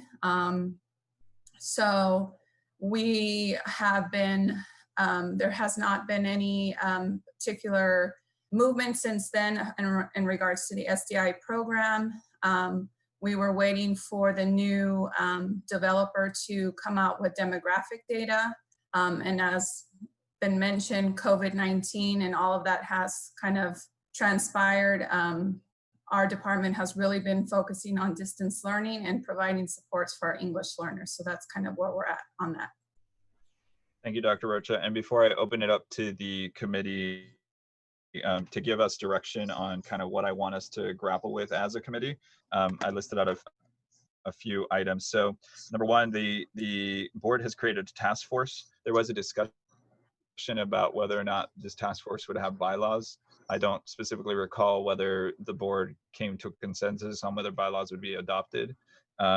Given my focus on them, I think those are always critical in laying out powers, responsibilities, and spelling out, kind of a way for the community to engage. Without bylaws, there's limited accountability. So again, the board did not decide on that. Further, a task force doesn't require public meetings. Unlike a board committee, it's not Brown Act compliant. So I want us to keep that in mind. So members of the community would not necessarily have visibility on what was happening, nor be able to necessarily attend meetings. Third, one of the issues for the Mandarin Immersion Program has been a lack of community engagement. And I think that connects with the past 2 items. And then 4th, what role should the Facilities Advisory Committee play in this? That could be in the role of requesting updates during some periodic time, requesting representation, whether that means like an FAC member sits as an observer or something like that. Or 3rd, collaboration, where potentially, this task force and the FAC have a joint meeting or something along those lines. So that's, I think, the discussion that I would like us to potentially have. But obviously the discussion is the committees, but I certainly wanted to give us direction before, opening it up. Brian. Thank you. 2 questions. One, kind of what is the targeted timeline that the board requested? And 2, kind of what is the goal or result the board requested out of the task force, just to kind of make sure I've got that. Sure. The timeline was to come back to the board in December with options for expansion of the Mandarin immersion program. So this is exclusively to the Mandarin immersion program. And remind me what your second question was? You probably just answered it. It was just Oh. I understood the goal, expansion. Yes. Thank you. Mm-hmm. So if I can add something around your question, Antonio, about bylaws.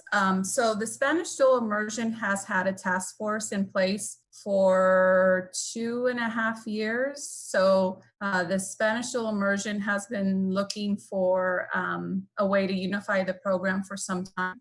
And this was even prior to FAC establishing itself and working on I believe the purpose of FAC is around boundaries, but I'm not entirely sure on that piece.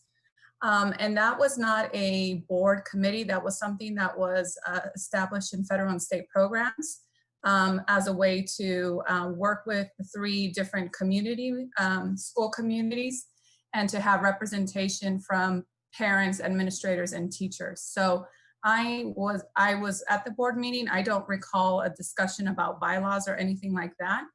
This is something that we have had a task force in place, and that has been not a board sanctioned kind of task force, something that we do out of our department to keep with the communication and work on the logistics and problem solve.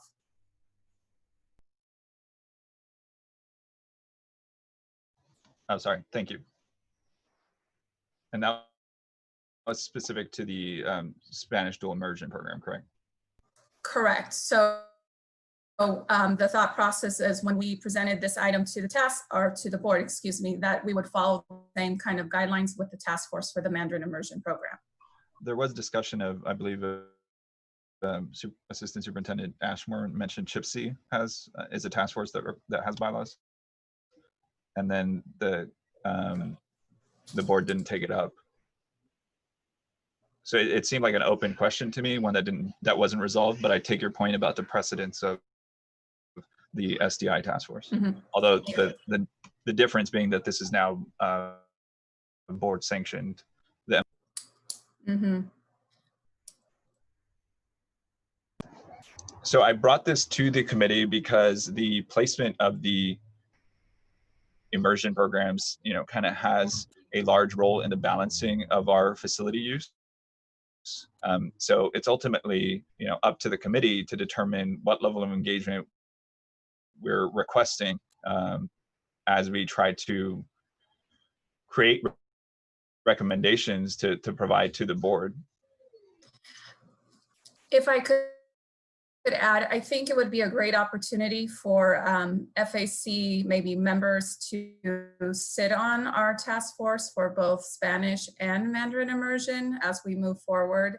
As I mentioned, we've been working on this in regards to SDI for some time before FAC was established. And so I think this would give us a really good opportunity for collaboration if we could have a member, if there's somebody who's willing to do that, to be part of the task force. And then that would help with the communication between the two, because it's not been clear to me what the role of FAC is in regards to the immersion program. So I think this is really an opportunity for us to work together. Thank you. Brian? You're on mute. I really appreciate that invitation. I think that makes a lot of sense. And I wanted to pick up, I think it's an important point, like what is the role? And I think I'll test out some language that may help focus us. But I think any facility impacts related to expanding the Mandarin immersion program, and similarly the Spanish immersion program for that task force. And if you go a level below that, I think FAC could be valuable reviewing and advising on how MIP program task force recommendations interact with other long-term facility goals and or trends. I'm making a few notes at the same time here. And then I think I think another factor that FAC could be involved in kind of endorsing or not endorsing a solution too. And then I think and also I think is a good body to provide a community view, not the only one by far, but another opportunity to kind of help see how the community sees various solutions that are being prepared and being thought through. So those just off the top of my head are, the overarching objective involving FAC in this, is to really advise on the impacts of expanding MIP program, the facilities impacts. We need to know a bit about the instructional side of things just to be intelligent, but really our focus is on the facilities. And then those three sub bullets of that were kind of a little more detail on how I think we might be able to help as a body. Yeah, and to the point that Brian is making, I think it was relevant enough to the committee in that we're creating a rubric to assess any potential solutions that we recommend to the board in addressing the imbalance of facilities. And strictly that's largely because, kids live in certain areas and that's their attendance area, but that doesn't mean that there's capacity at those schools and have to be overloaded to different other schools. That overloading itself is a solution, but once we realized how many factors were at play, one of them being specialty programs including MIP and SIP, that's when we realized it absolutely needed to be an integral part in any proposed solution that we came forward with. And to not touch on that in proposing some kind of recommended solution, it would really be short-sighted. So that's where we drew a lot of interest in that item, and that's why it's pretty important to us as a committee.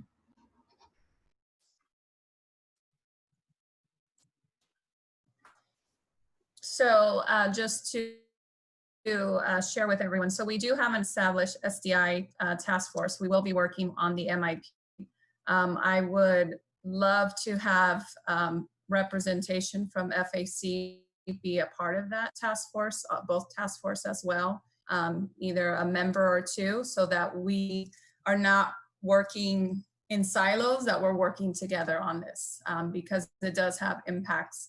As Brian mentioned, we have the instructional kind of knowledge, but working with this task force and their knowledge of the facilities, I think would be a wonderful kind of blended marriage, and to say the least, to move the task forward and the goal of unifying and expanding our program. Thank you. Judy? I have kind of a vested interest in this topic, and I will volunteer to be that person that is on the Spanish immersion and the facilities. Although I love having the program at Grimmer, I am all for having it unify into one program and finding a way for that to happen where the community as well as the people in the program are taken into consideration in the decision. So I will volunteer, and if anybody else wants to do it, go for it. And Judy, moving forward, I would love to schedule some time, to the extent some material development happens on SDI, so that you could present to the FAC. Okay.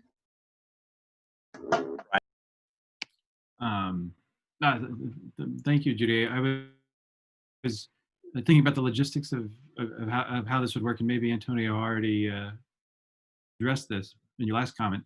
But if we wanted to be very specific about it, we could have Judy and perhaps one other or anybody else interested be a subcommittee that could work with Dr. Rocha and staff as they're forming this task force. And then they could obviously transition to being full members of the task force. But since you guys haven't even formed the task force yet, we could make you a subcommittee and give you the charter to represent the FAC on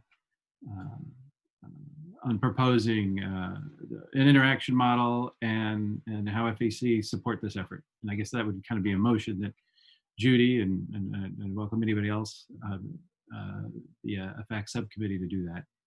Unless for some reason you think that's overkill, Antonio or others on the committee, but that's my intent, is to kind of empower a few members to work with Dr. Rocha to make this work. I'm always looking for subcommittees to join on the FAC. So, but we do need at least another member, Judy. This is Sharon. I'd be happy to volunteer to work with Dr. Rocha. I have a little bit of background on immersion programs in the district, and so I'd be happy to put my time in there. This is Robert. Depends on the time commitment. I might be able to help out. Okay. So I think, do I have a second on Brian's motion? And do you want to restate your motion, Brian? I move we form an FAC subcommittee with members Judy and I, Sharon, Coco, and Robert, how to work with Dr. Rocha and staff on the MIP and SIP task forces and how FAC works effectively on these projects. How to work. Okay. Do I have a second? I'll second. Great. So Brian made the motion that we create a subcommittee to work with a subcommittee of FAC to work with Dr. Rocha and staff on the SID and MIP and how to best work on these projects. I welcome a friendly clarification to make that more clear. If you oh no, that fault is entirely mine. I don't take notes quickly. So, but we are past time, so that moves us beyond debate and into voting. So all in favor of creating this task force? With the, and I guess would it be implicit that those members should be encouraged to potentially fill those roles that Dr. Rocha noted of the SDI and MIP, or is it just solely to create a subcommittee? I would think the subcommittee and they'd come back with the result, but I certainly would welcome them continuing on. But Could we call it a liaison between the two committees? Oh, I see what you're saying. I'd be fine with that. So to create a subcommittee to work with Dr. Rocha and staff on how to work on these projects and be liaisons between the FAC and those two task forces.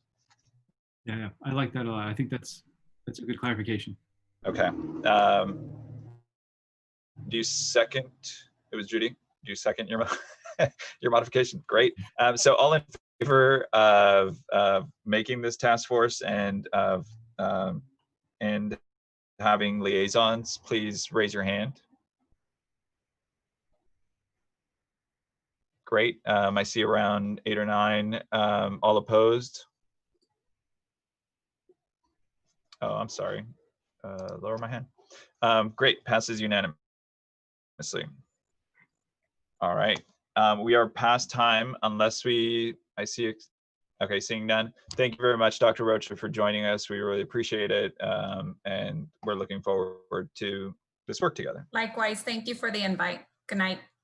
Good night. And we can now move to the plans to open Bringhurst Elementary.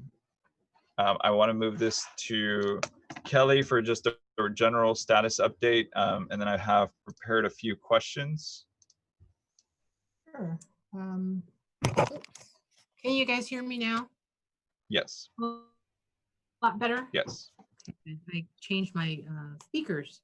Bringhurst, I don't have much to report from our last report at the beginning of the month. The contractors are about 97, 98% complete. We are currently in negotiations with the developer to close out the project.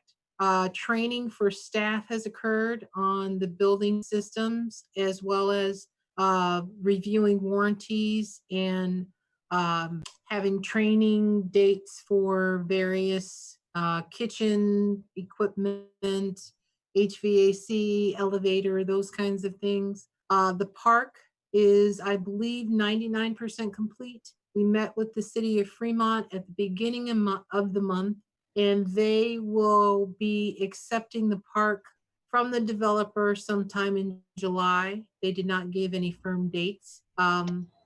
They have some minor punch list items that they're also working out with them as well.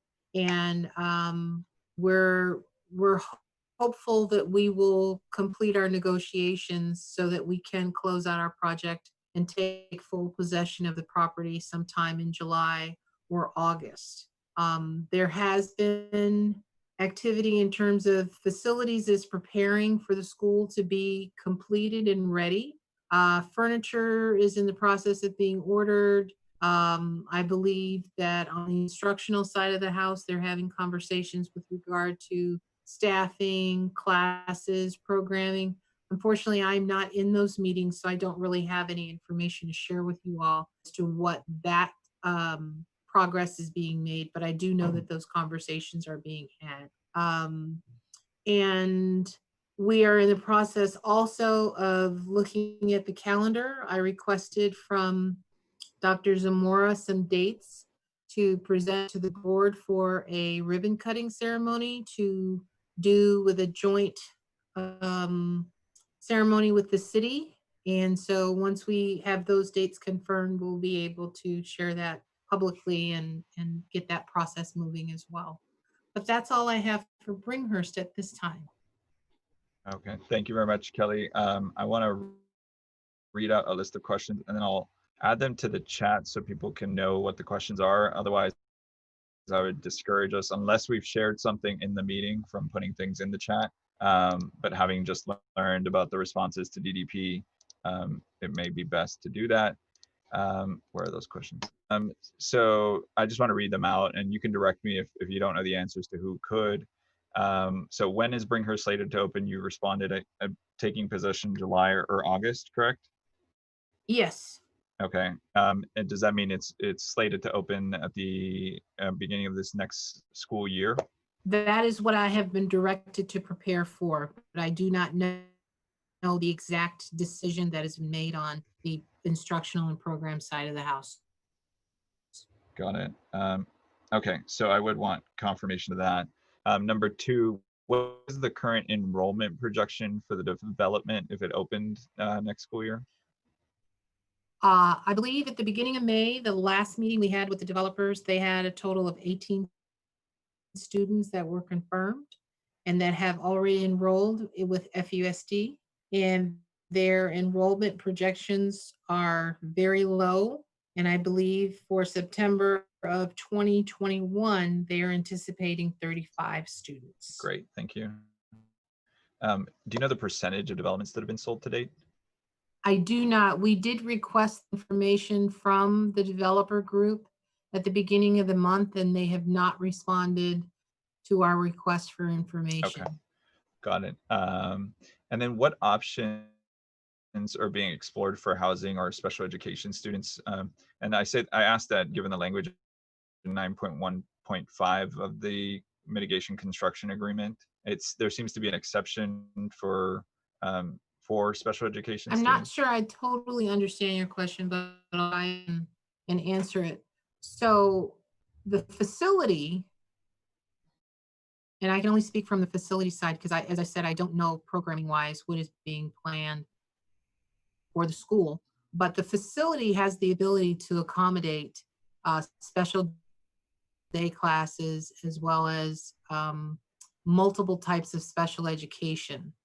So based on what is decided upon in terms of what the enrollment and the programs will be, the facility can accommodate various platforms that would be able to occupy.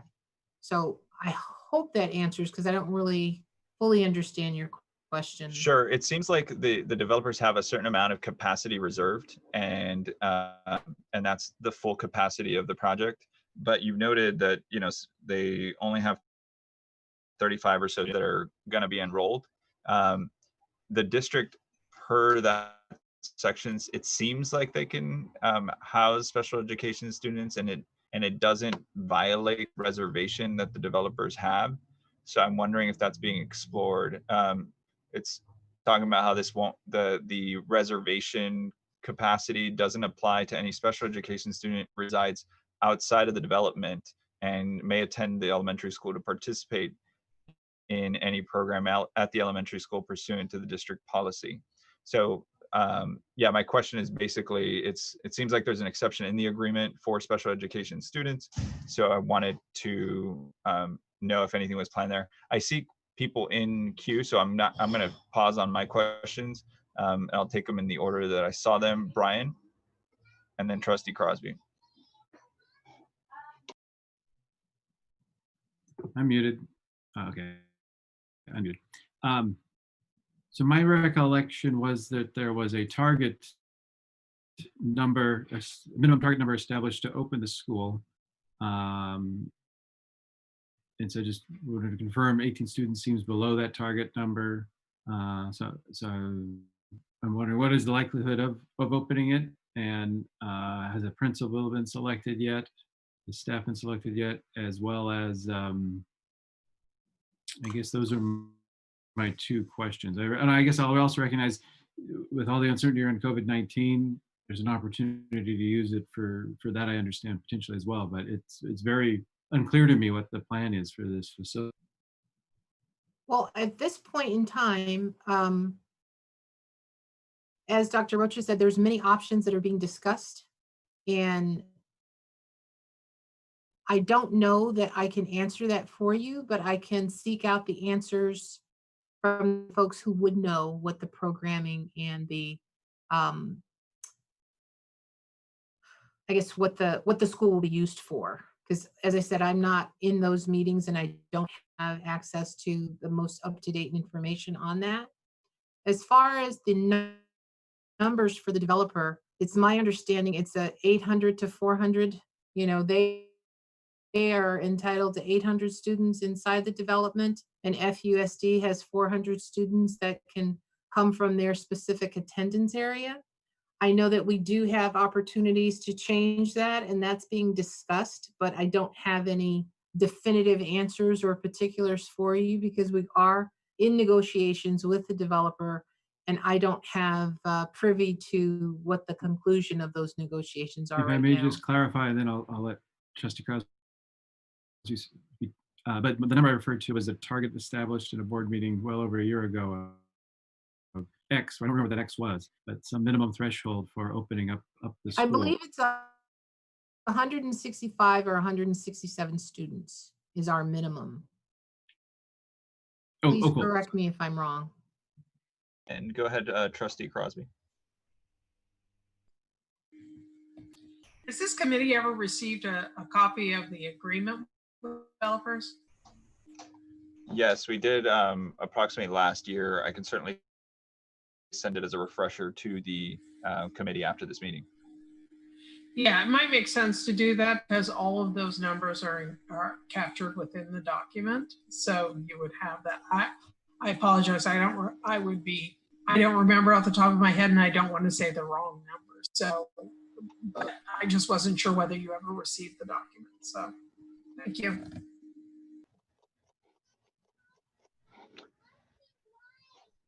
Trustee Jones. Yeah, what I recall was that the threshold, we did set a threshold for opening a school at one of our meetings, and I believe it was in the 160 ballpark. And I don't think that was, I don't think the threshold for opening the school was part of the agreement with the developer. That was, I think, an internal decision that we made when we were looking at whether or not to open for this current school year, which now that we see what the status of the project is, I'm not sure that was going to be possible anyway, but I think it was around 160. Yeah, it is in the document because it was something that we had negotiated with the developers because they wanted to be sure that the school would get opened and wanted a guarantee from us that when they certain threshold that would happen. Trustee Crosby, can you direct us to that? I'm looking at 1.6 in the agreement and I can't find it.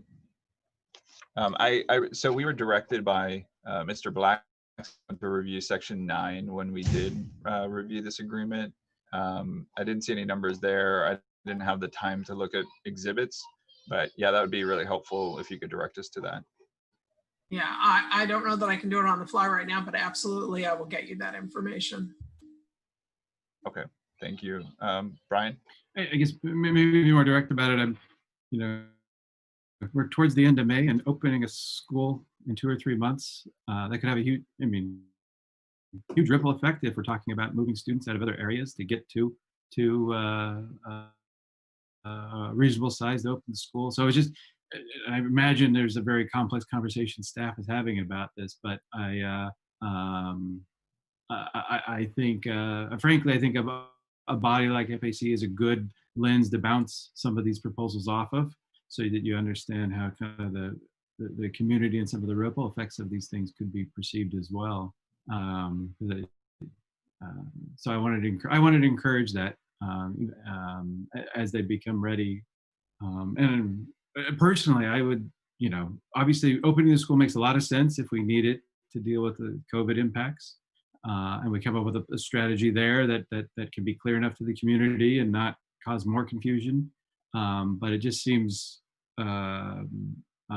unrealistic to open a school with only 18 students from the development and really not a clear idea of what kind of programs we would add to that to make that Well, work.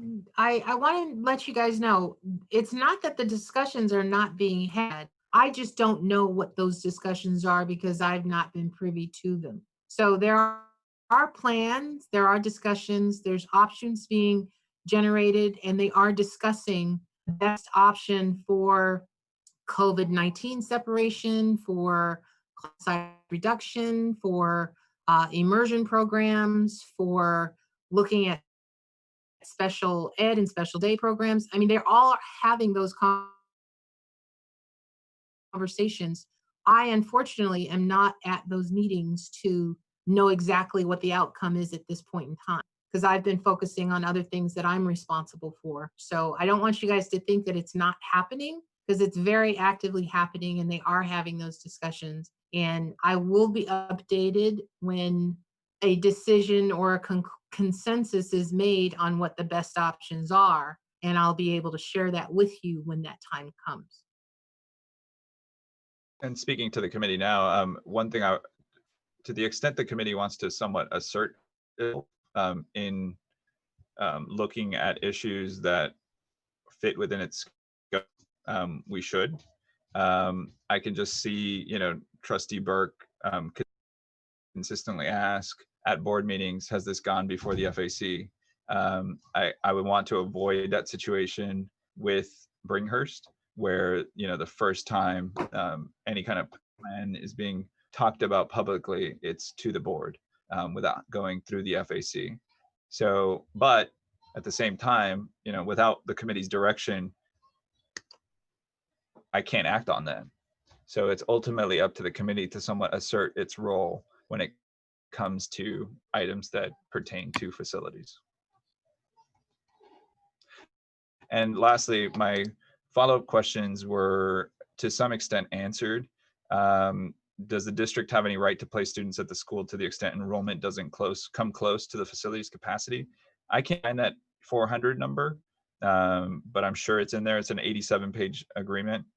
And then lastly, does the district have any rights in light of the delayed construction or sale of new developments and corresponding low yield of students? And we have 20 seconds left in this item.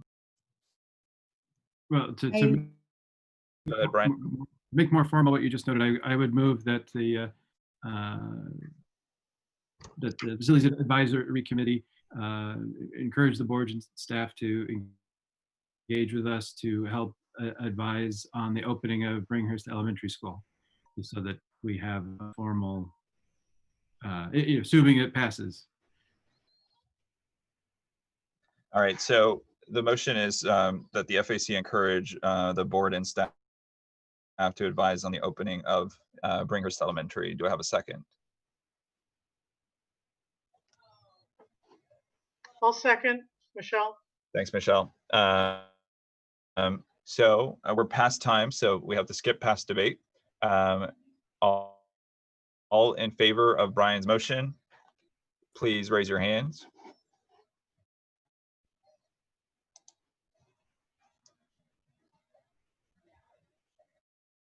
All right, I see 7 in favor.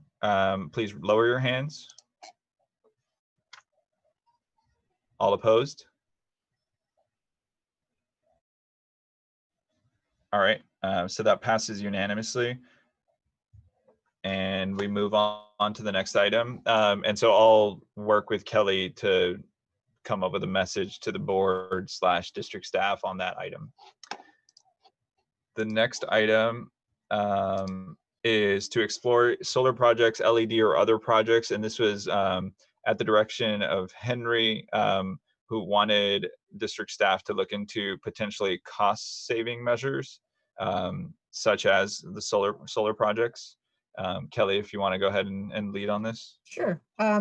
We are in the process of actually issuing a request for proposal for the solar implementation at the middle schools. I believe the last time I was with you guys, I let you know that we were working on the RFP. Now we have since finished it, and our consultant, Will Dan, has worked with us to do evaluations and come up with our best strategy in terms of how we can implement it. Eric, do you want to speak to some of the work you've done with Will Dan on this, or are you fine? Yeah, sure. Okay, I can add into it basically because I'm the PM for the solar projects. Basically, we already we basically received the final draft from Wildan for the RFP for the 5 middle school to put solar panels at the site. Right now, we basically the proposal will ask for power purchase option, which is like so that basically as if you install it, if you have experience install any solar project at your house, you know what the power purchase basically is. You don't have to pay anything upfront, and then you basically after they install their solar panel, that's a monthly payment that you pay them, but the monthly payment will guarantee lower than your energy bill, something like that.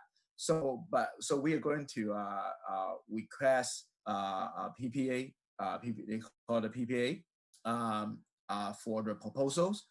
I already finished reviewing the final proposal, and we're going to send it to our attorney to have a final review. Then we'll have it out to the street. The construction is estimated summer of 2021. Okay. Thank you, Eric. And do you all have any questions with regard to that? Yes, I do. So I was wondering, so I'm so glad that the district is already looking into this. But one thing I'm kind of concerned about is that I know that the federal tax credit for installed solar panels, it will decrease each year, and then after 2022, I believe it will go down to just 10%, and then it will be 0 after that. And would there be a way that we could still have the district look into at least having the proposal to put in the solar panels in the high schools also before that, and they'll take advantage of the tax credits as well? Well, so far we only have the 5 middle school in the project. We do not have any plan to put it in a high school yet, but that's of course that's considerable. We because with Wilden, which is our consultants of the solar panel consultants, they basically have a plan and the full report of how much we're going to save, and that's per my understand, there's like a minimum. I don't have the number exactly, but that's a minimum. There's a minimum saving of money and energy on this panel long term. So that's already considered the deterioration of the panels. But to answer your question, yes, we are looking at doing implementation district-wide, and that's one of the reasons why we are looking at expanding the analysis to look at what our opportunities are for us to look at district-wide implementation and not just only at our specific bond projects at this time. Yeah, because I really like the fact that you are already almost, sounds like you're already almost done with the LED project, and that's like one project that will save the district money for electric bill.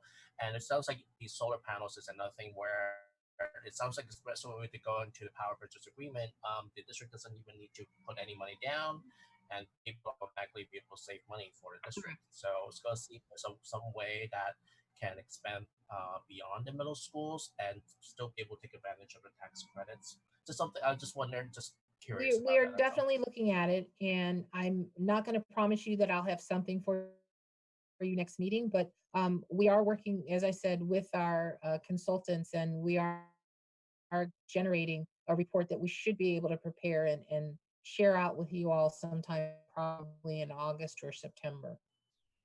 Okay, thank you. Michelle? Yeah, one of my concerns on energy is when FAC committee stood for the fiscal advisory committee, we'd gone through 2 different times on solar energy, both ending up as we extrapolated all the numbers that we were really paying more because there was a cost that it came back to us where we had to repair it ourselves. If that basically it only worked for like the first 5 years, and then everyone got their money up front, and then they left it for the district to kind of deal with.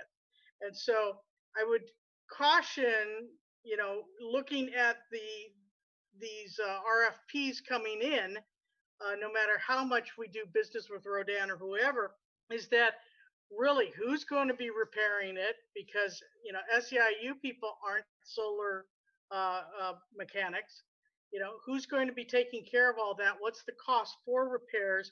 Because that's how they were getting a lot of extra money onto that. And so it actually offset what we were paying out, offset what credits we were earning. And so the only one who made out was the solar people. So just that's happened on 2 different occasions with FAC and going through and checking out all the numbers that Well, they hopefully have. my participation will allow for us not to have that happen again. Because one of the things that I've been talking with the administration about is looking at our M&O team and trying to determine what level of training or professional development or additional certifications or additional training that they can have that we can offset those expenses of maintenance and warranty and things like that. Because if we have a really robust and solid team in-house, a lot of the things that you mentioned are not going to be expenses that we have to incur because we can self-perform and maintain our own facilities that way.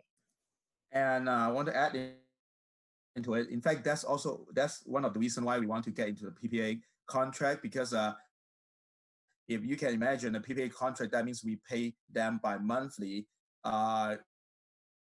In that means it's like they are our new energy company. That means that in the contract for PPA, usually they will include their maintenance, you know, for the panels in the lifetime of our PPA contract. You have 2.5 minutes.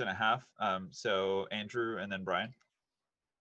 This question is for Eric or Kelly. I was wondering, is there any report on the selection process of the solar panels vendors, and how do you guys come up with the final candidate for the installation? Let me basically this is all inside the request.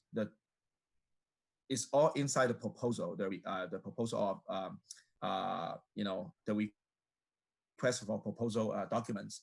We have like a scoring systems inside, very detailedly list inside. So it's very fair and very subjective. Is there a way I can take a look at some of those RFP? Yes, Kelly, do you think at the time, I mean, for the final draft that we can send it to the to the committee? Waiting to get it So back. we should wait I'm for. waiting to get it back from DWK, and we should have it back this week. So Okay, yeah, I would let our attorney look at it first, and then I would we have no problem send it to, for the Okay, committee to review sounds it. good. Thank you very much. And Brian. Yeah, I wanted to kind of build on what Michelle and Andrew said. It sounds like the process you guys are taking this time is very different than what we've done in the past, which is very good. But I was actually on the school board when one of those solar projects came forward.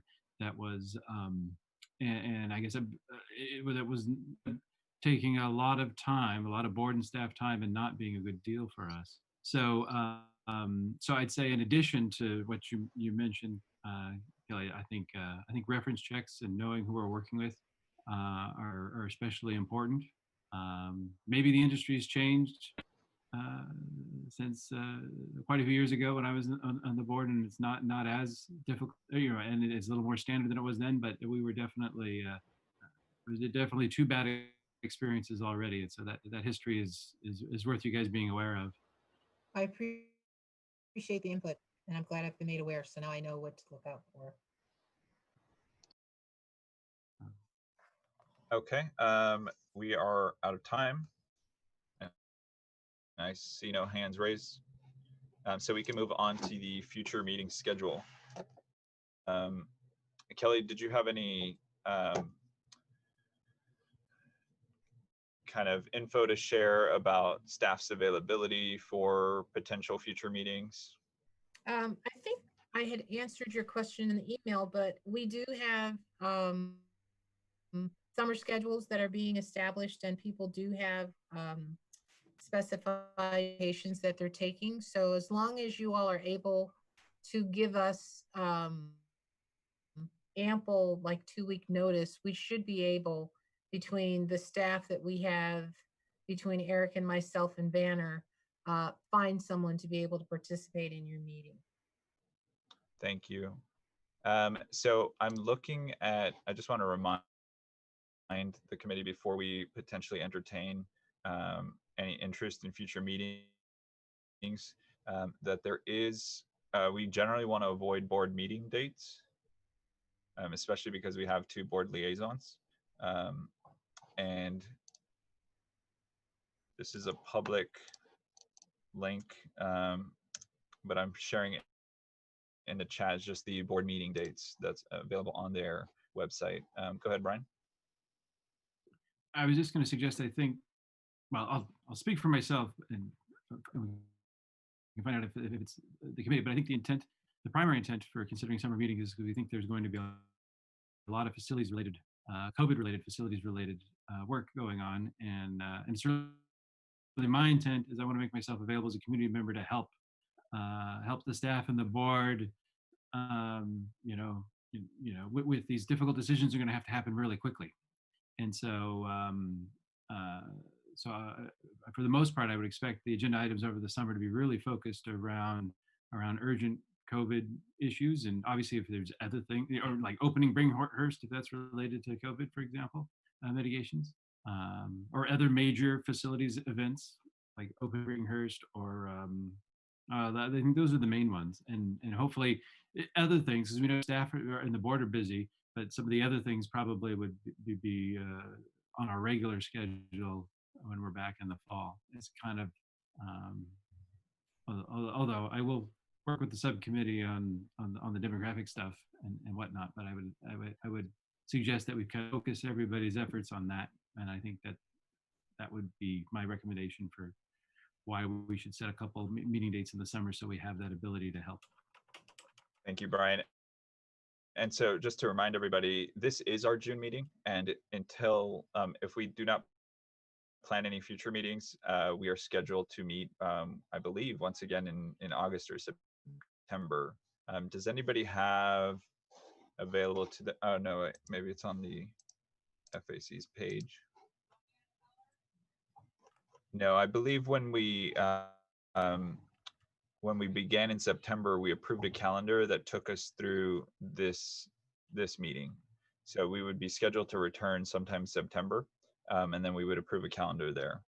So I would echo Brian's comments that the district is hard at work on various task forces and sub-task forces planning for the potential return of students, whether that be virtual or physical, for the fall. So and then similarly, per what we heard from Kelly, they're planning to have Bringhurst ready to open. Whether that's going to happen, I believe, would be at board direction. So ultimately, if our next meeting is in September, we would just receive that news instead of being part of that process.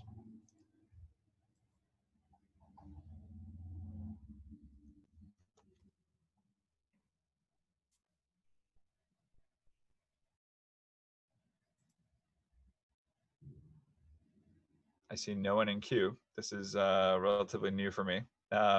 Michelle. I would think for the summertime, if there is something that there's going to be a change, someone should be notifying, and within the 2 weeks, like Kelly had said, hey, we got a 2-week period. We're going to get whoever we get, because I don't think it's going to change whether or not everyone has a date on the calendar. I think summer plans have already been made for people, or whatever they're going to do, and we just have to work around that.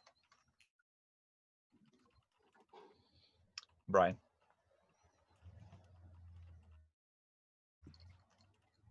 You're on mute.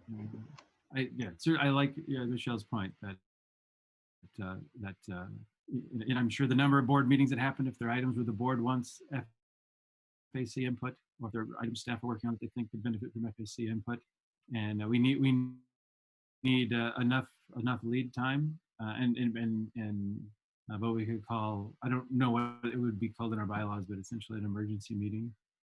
That's one model that could work. Obviously, we may not get to quorum, but we could set some meeting dates now, and obviously Antonio, as our chair, has the ability to, I believe, has the ability to potentially adjust things if need be. I don't know. Not sure how to navigate this exactly, but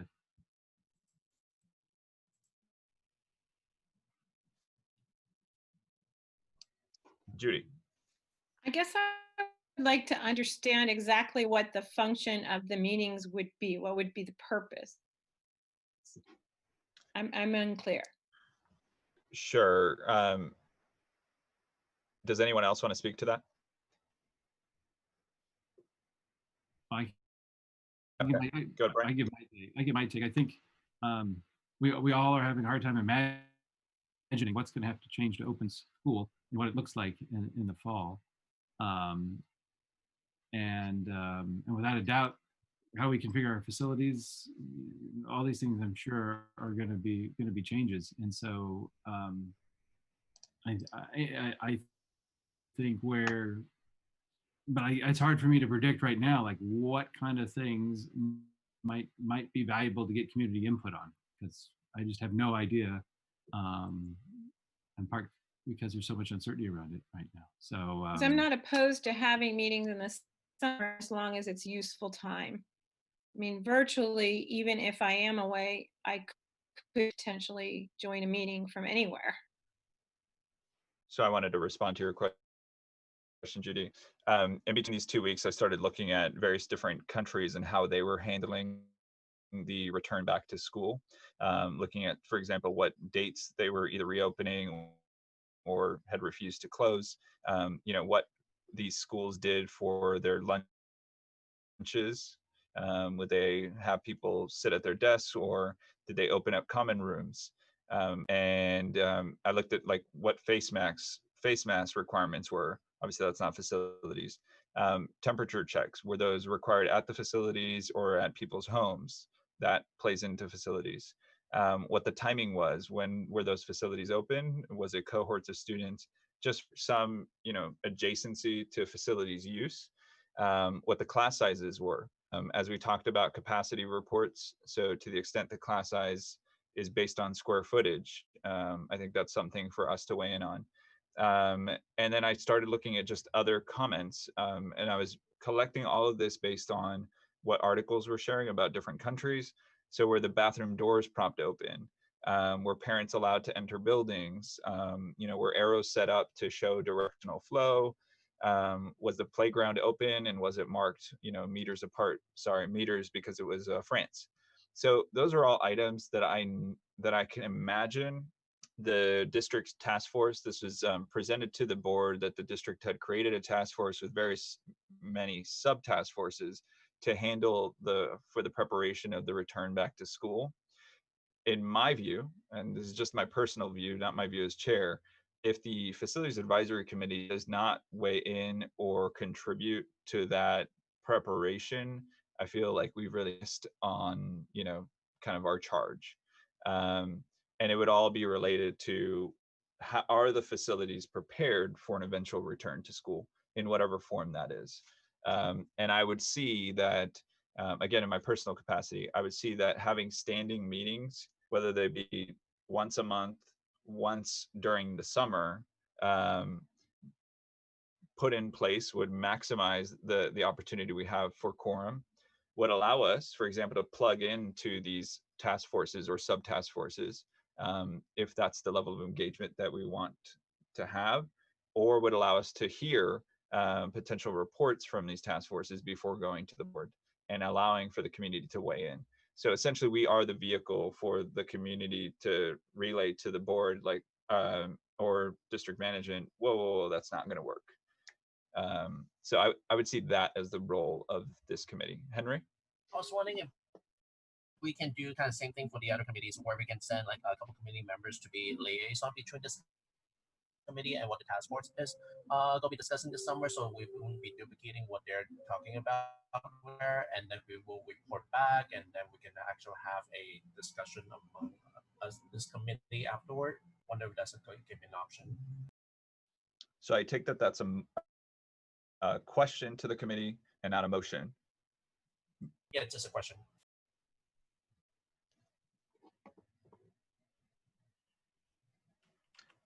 And would that be in lieu of future meetings, or sorry, summer meetings, or in addition to, or independent of? I was just wondering if, since maybe trustees can answer this for us, if there's already task force committees out there already talking about how schools will open, we kind of want to know what they're talking about. So that it'll be nice to know. Then that way we wouldn't be duplicating what they're talking about, and people report back to us here also. Also at the same time, we don't want to go different direction. They're talking about one way to open school, we're talking about a different way. So it'll be nice to at least know what the task force is talking about first. I would echo that. I see Trustee Jones is in line. Echo that, and also ask why aren't existing committees being used to plan for this eventual return?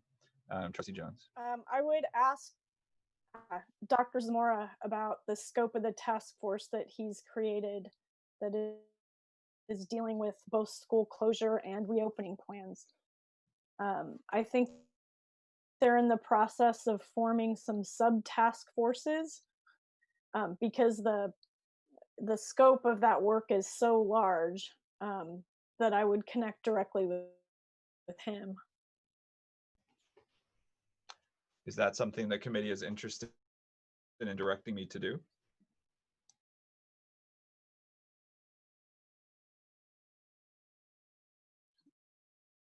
I would move that. Sorry, I'm just a second, Brian. Trustee Crosby, and then Brian. Thank you. I'm actually working with that task force, and it's very large, and as you can imagine, it has a lot of moving parts, a lot of which overlap with agreements with our bargaining units. So it's broken down mostly, it seems to be. I've only attended one so far that had more to do with closing, but now we're moving into discussions on opening that are broken down mostly by departments, I want to say. And it is a very, very big task. So whereas I think having a representative like you did with the other one, a liaison that may listen in on those negotiations or something seems reasonable to me, but I think that it is a very major undertaking to do it right. And to know that we are doing everything we need to do in addition to negotiating that with our bargaining units so that they know that the work that they're being asked to do is appropriate under their current contracts. And Trustee Jones, are you back in queue? Okay, Brian. Okay, I'll make a motion of a couple things actually. We'll see how it goes. Move that Antonio consult with the superintendent on how best for FAC to support the task force efforts, and that we add FAC meetings on Wednesday, July 1st and Wednesday, August 5th. They're just the first Wednesdays of the month to our calendar, for the purposes of these urgent items, as noted earlier. If there's nothing to discuss, we can cancel them, but that would be my motion. So I would like to divide the question. I'm fine with that as well. All right, so the motion is for, oh, actually, sorry, let me first hear a second. Is there any seconds? I'll second. Thanks, Henry. So I'd like to divide the question. So the first motion is for Antonio to consult with the superintendent on seeing how the FAC can best support the task force efforts. Trustee Jones, do you have a comment? Oh, sorry. Seeing no one looking to amend or debate, all in favor of this direction, please raise your hands. Please lower your hands. All opposed? Okay, that motion carries unanimously.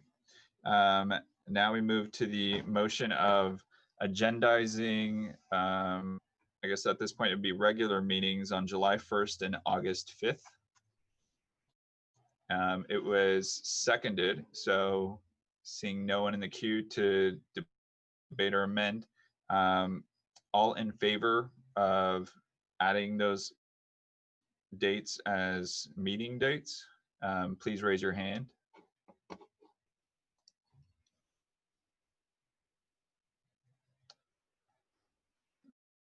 Okay, all opposed?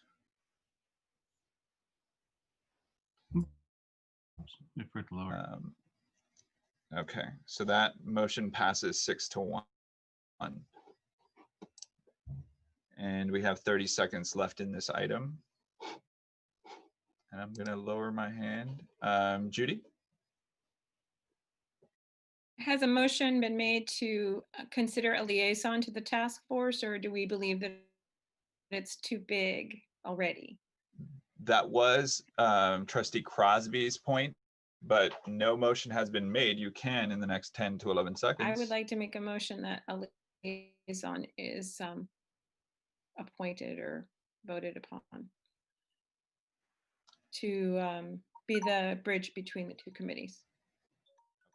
Can you clarify whether that would be a volunteer appointed by the chair, how we would appoint that? I would say volunteer. Okay. All right, do I have a second? I'll second. Great.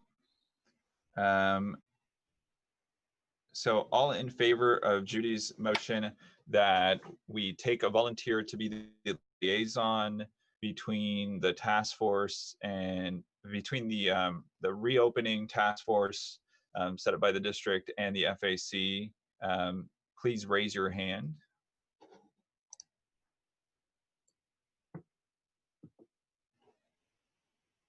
Thank you. Please lower your hand now. All opposed? Great. Do I have a volunteer?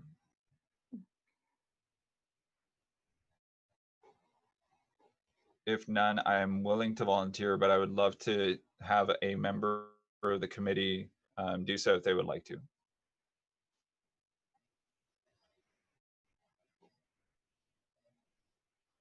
Okay. All right. So that item carried. We now have a liaison.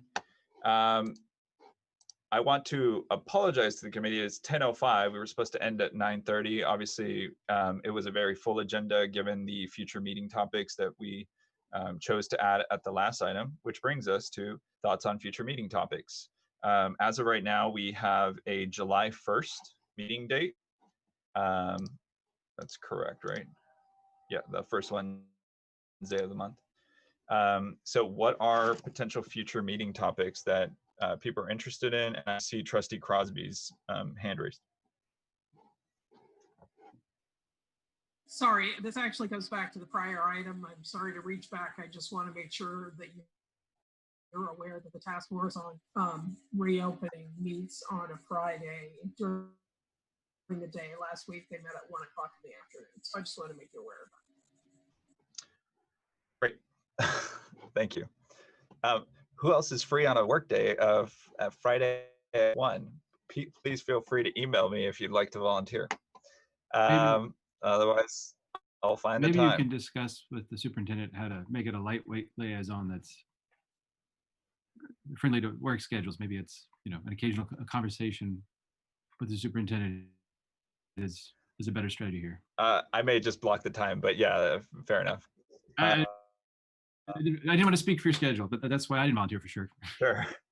All right. So thoughts on, thank you for that, Trustee Crosby. I appreciate the heads up. Thoughts on future meeting topics.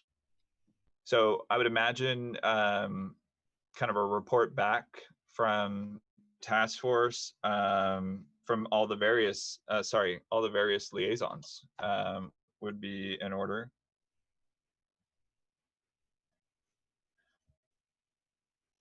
Any other?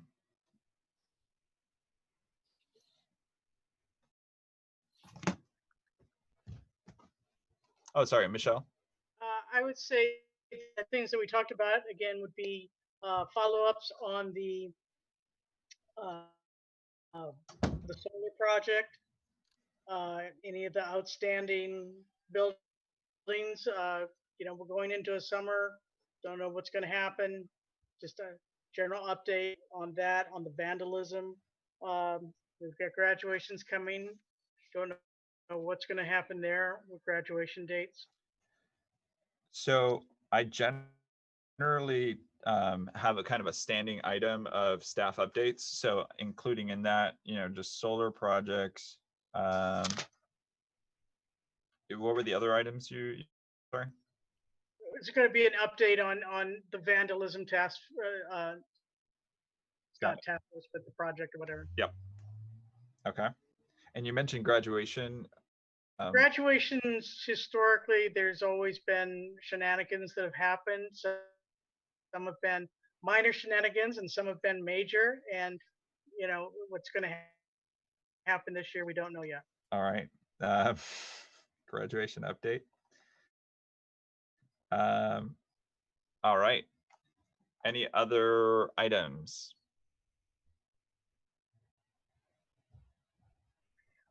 Yes.